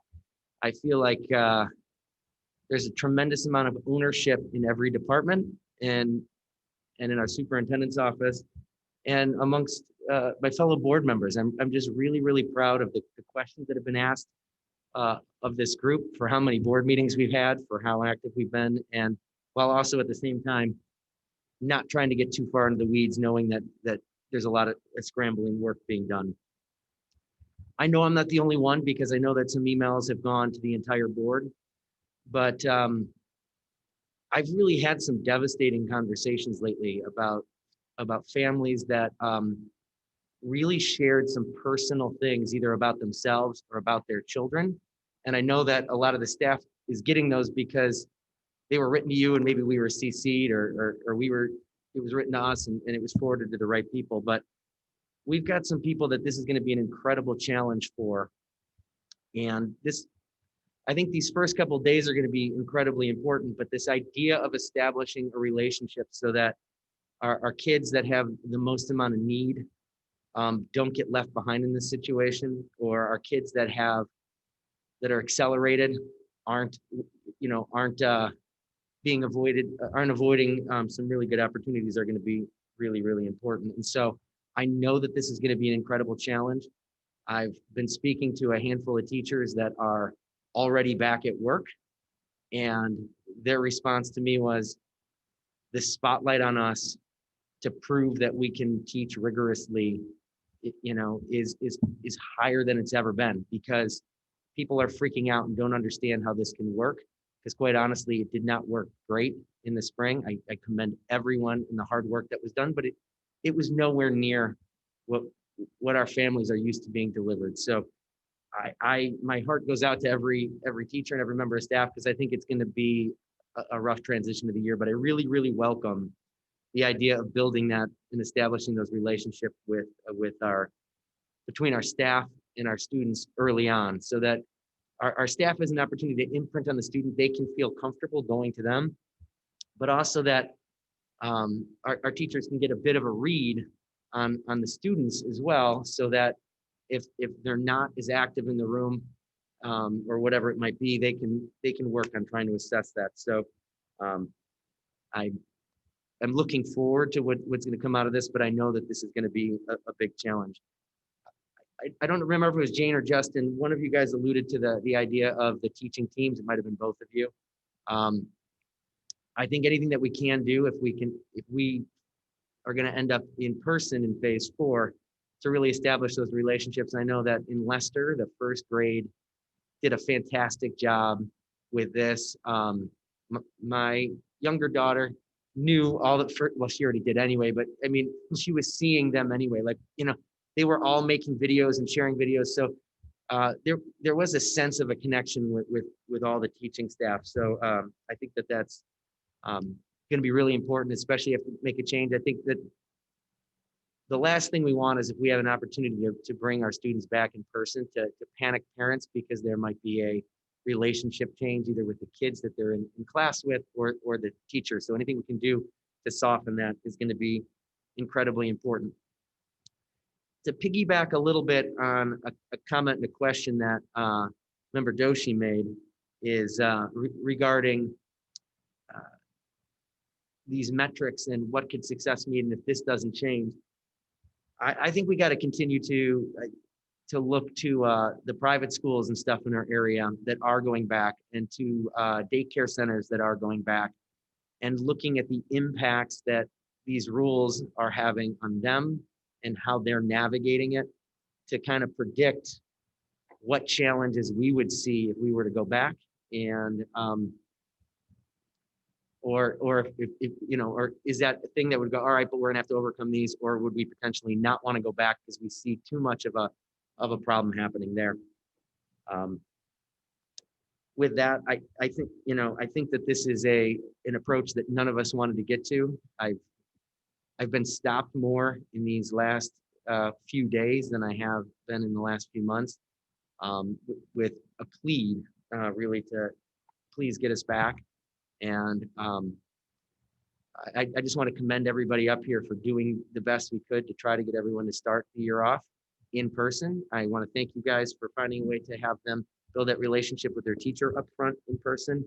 And I want to thank you guys and this team and the board for continuing to move forward to try to get people back in person when we feel that we can meet the state standards and keep our kids safe. So just a couple comments, no questions. Thank you. Anything else? Emily, anything from you? No, thank you. Okay. I guess, no, I can come back when we come up with action item. All right. The board, this is an opportunity for members of the audience to now share public comment with the board, but it is not intended to be a time for the members of the public to enter into a dialogue with the board. Issues raised during public comment may be added to future agendas or addressed by administrative staff as appropriate. Just as a reminder, criticism of individuals is not in order. The board has allotted 30 minutes for public comment this evening. We ask that you keep comments to 3-minute limit to allow everyone an opportunity to speak. At this time, I've received one card. So if Craig Young from the DGEEA would like to step up. Hello, everyone. Long time no see. Craig Young, I teach 4th grade at Kingsley and serve as president of the DGEA, and just wanted to share views on this updated recommendation we've heard tonight. And I have not been able to discuss these plans with members yet, but I have been talking to a lot of them a lot this summer. And so I do feel like I've got a general sense of how we're feeling, and I really think you're going to have a lot of support for this plan. I think the plan really shows that the district is fully committed to following the guidance, to making sure that we can 100% follow the guidance, and that our educational plan works well within the guidance. And it's great to see those actions, follow the words that we've heard throughout this process. It really does help build trust from our families and our staff that we're continuing to see that guidance being followed, and then that will continue through the rest of the year. And then, of course, by following the guidance, we've defaulted to the safest option during a pandemic. And so as the positivity rates climb, we're ensuring that greatest possible social distancing of students being at home is where we're going here. My only suggestion for the plan is let's extend the timeline on this through first trimester. I feel like we're in a hamster wheel of ISB and IDPH guidance, and we've got to hop off of this hamster wheel. We're constantly running, rushing, trying to catch up, trying to get to a point where we feel like we have our feet under us just to have the wheel keep spinning, and we end up back, where we were before, running to catch up again. Throughout this process, I've heard from tons of teachers who are frustrated with the lack of information. Even yesterday, I heard from teachers who don't know what they're teaching yet, and that's a really hard thing for teachers. Many of our staff really like to plan and prepare for the year. That's important to them. They want to be able to do the best job that they can. They just haven't been able to do that. And I'm not putting any blame on our administration or the board by any means. I, along with others, fully put the blame on IDPH and ISB. But we know now they're going to come out with late guidance. It's going to make it extremely difficult for us to react to it in a timely manner. Let's get off the hamster wheel of trying to keep up with that, and let's just set ourselves up on, for the first trimester, this is the plan we're using. We're going remote, we're dealing with it, and then we've got the whole trimester to figure out what that second trimester can look like. I really feel like this is great for teachers because it will allow us to prepare and plan to make sure that we are able to do the best job that we're capable of. Our professional development and collaboration time that we've got coming up here can be used to really get a cohesive plan for the whole first trimester instead of just being limited to that first few weeks. We don't want our teachers trying to rush to figure things out. We want them to have a well planned out, organized plan that will allow them to be successful, do things well, not just try and get them done, but really to be able to teach well in whatever model we're doing. And now that we're really looking at this remote model, let's stick with it and really try and make sure that teachers can learn how to do it well. I also think this is really good for families. And I got to tell you, 5 hours of remote instruction, we are going to depend on our families of our students more than we ever have in the history of our district.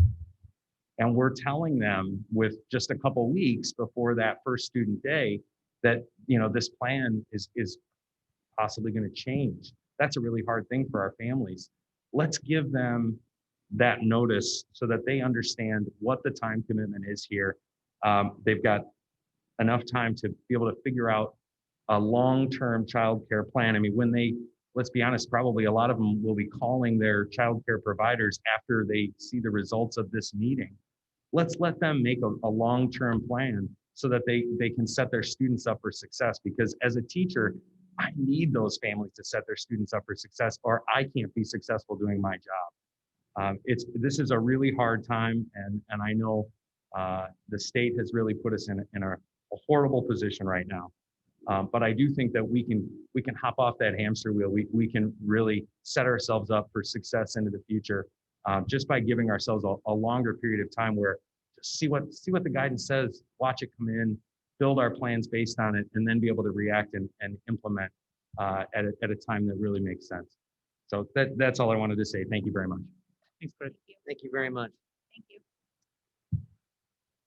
All right, James, do we have any? We do, yes. We have 3 comments that came in. Let me just double check, there's no new ones. 3 comments that came in. Hold on one second.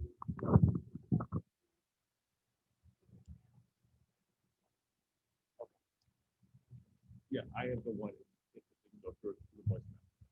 Okay. Yeah, you know what? I'll turn the fan off. All right. So go ahead and feel free to start playing the ones that were submitted via voicemail. Okay.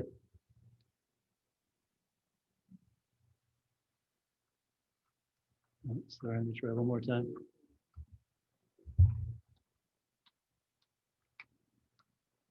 Please consider allowing students who enrolled in the online academy to attend with the remote learners.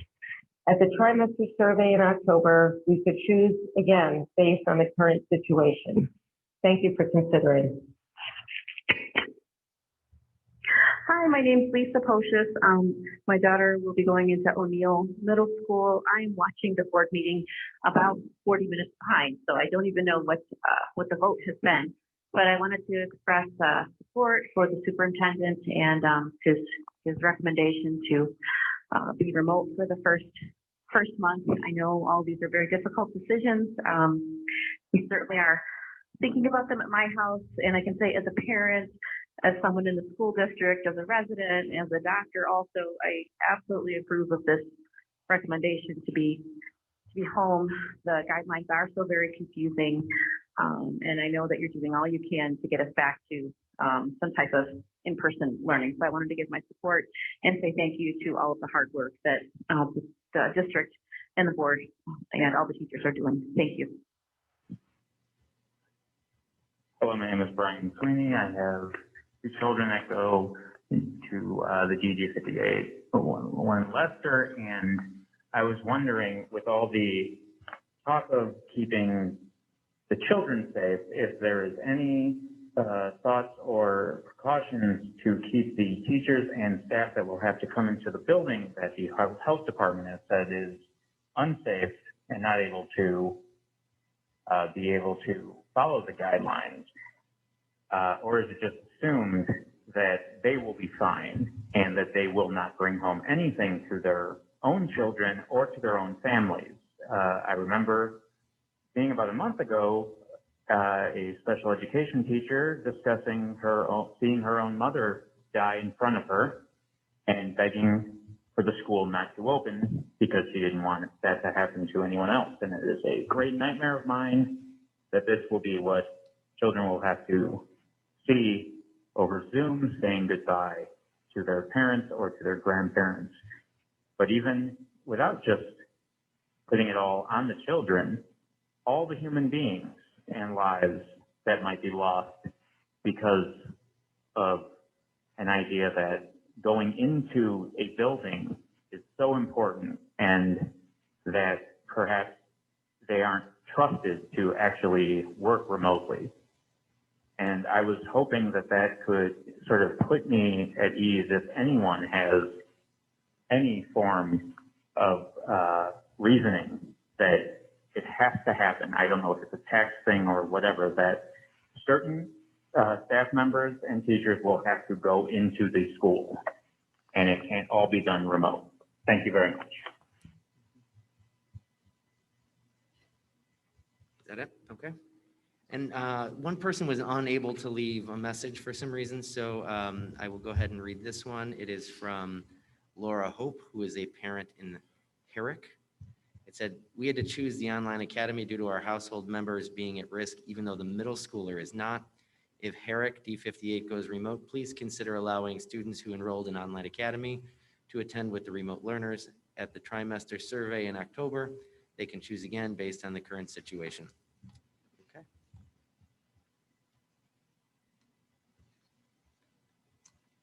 We do have time if there's any other comments here. You good? All right. All right, then we do have a recommendation for action tonight. I do want to verify, because I had to write up the motion here based on the content tonight. So I just want to verify that with you, Dr. Russell, is that your recommendation would be to postpone both the modified on-site instruction and the online academy at the start with full remote instruction until October 2nd with a small group on-site transition days set for September 1st through September 4th. That is correct. That encompasses everything? Everybody feels good about that? All right, then is there a motion to postpone both the modified on-site instruction and the online academy and start with a full remote instruction model until October 2nd with a small group on-site transition days set for September 1st through September 4th? Is there a motion? So moved. Second. All right, discussion. Hello. Yes. I had a couple things I wanted to say before the closure of this topic, if you will indulge me a minute.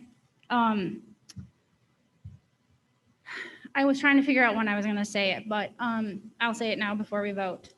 I'm really proud of the district going the distance and trying to see how to get the kids back to school safely, because I think that's the ultimate goal, is that we all know face-to-face instruction is the best. Last week, the Illinois State Superintendent, I just want people to know this, the Illinois State Superintendent, as of last Monday, reported that 48% of districts were planning a hybrid model, 30% were planning full in-person, and 22% of districts were providing fully remote. So 78% of districts in the state of Illinois as of last week were planning to try get kids back to school safely. So I believe the plan that Dr. Russell and the team has put together, while we're not going to do it, it's not going to be implemented right now, I think are kind of the baby steps to get us back to where we want to go when we're able to. So I wanted to take a minute to thank the 175 teachers that volunteered to be part of the solution in working on the curriculum groups and the working groups, and to thank the parents who joined the task force this summer and the administration for, working alongside all of the stakeholders. I would be remiss if I didn't say that the last month and a half has been pretty difficult to be a board member. And with the fact that the state and federal governments have put the local control on these districts and putting us in the position to make these decisions has caused great stress and has kind of tore up communities. And Dr. Russell mentioned this earlier.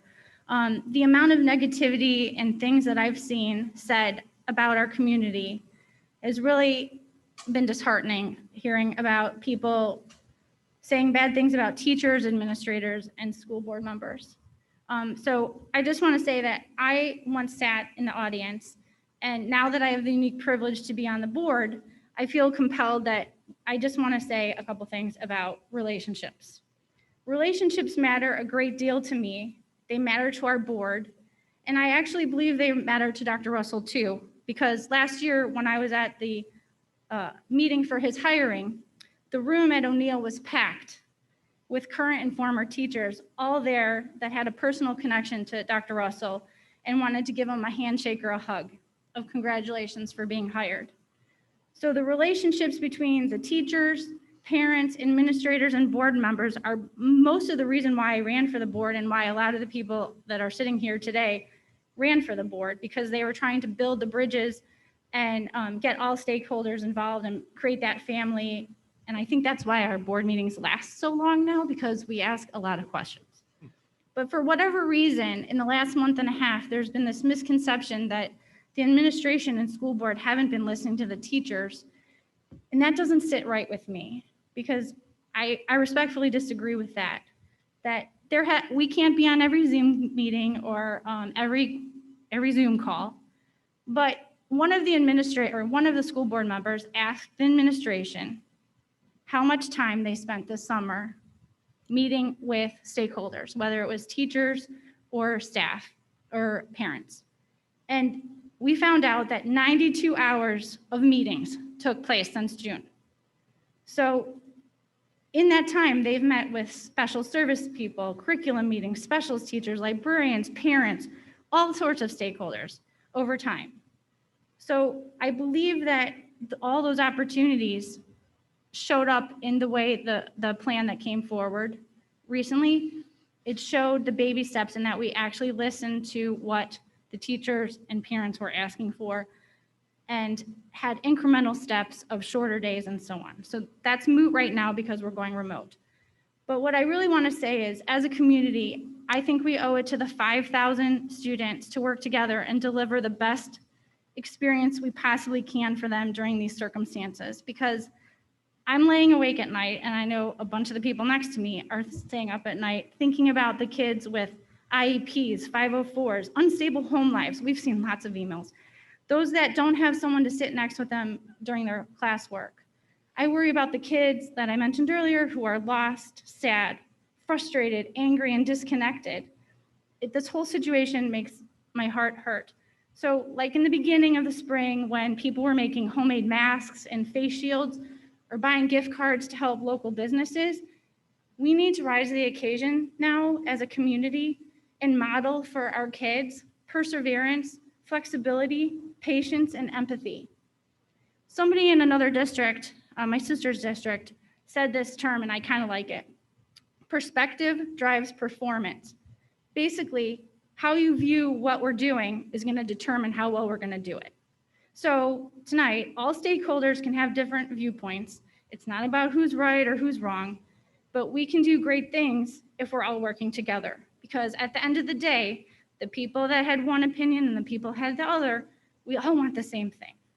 So as a community tonight, I ask for everyone to take your strong feelings and put them aside and channel them into positive support and reinforcement for our teachers, our students, the parents in Downers Grove, because they're about to prepare for a school year like they've never known before.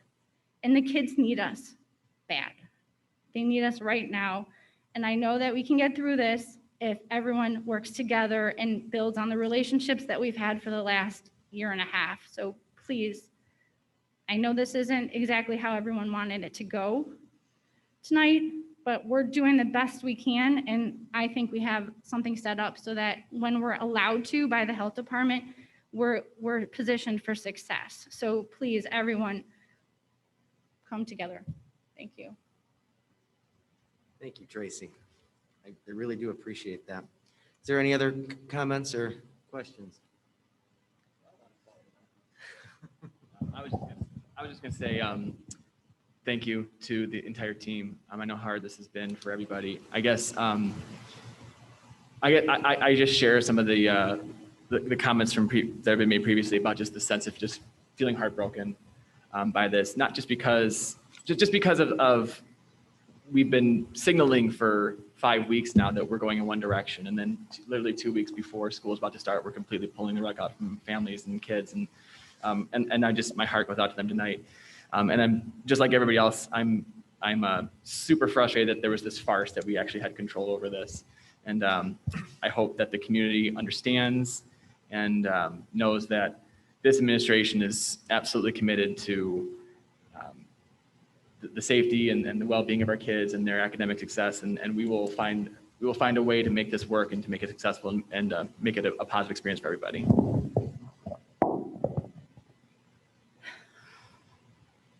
Anyone else? I do want to make one comment, and that is just in response to your comment tonight, Craig, in this feeling of being on a hamster wheel. And I share that mentality. My kids share that mentality.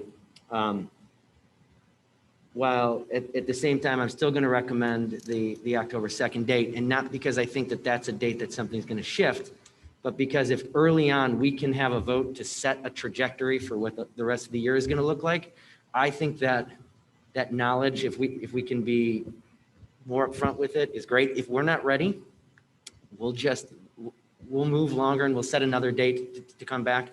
But I think that we owe it to you to continue to have this conversation in public. And I promise you that we're not going to expect anybody to shift on a dime. So you don't have to constantly be going, well, tomorrow do I have to come back in person? And I just wanted to do a little bit of reassurance on that before we went in for a vote. So with that, Melissa, will you please call roll? Member Olchek. Aye. Member Samanti. Aye. Member Weiner. Aye. Member Doshi. Aye. Member Hannis. Aye. Member Hannis. Aye. I visited. I saw her say aye. Member Harris. Aye. Member Hughes.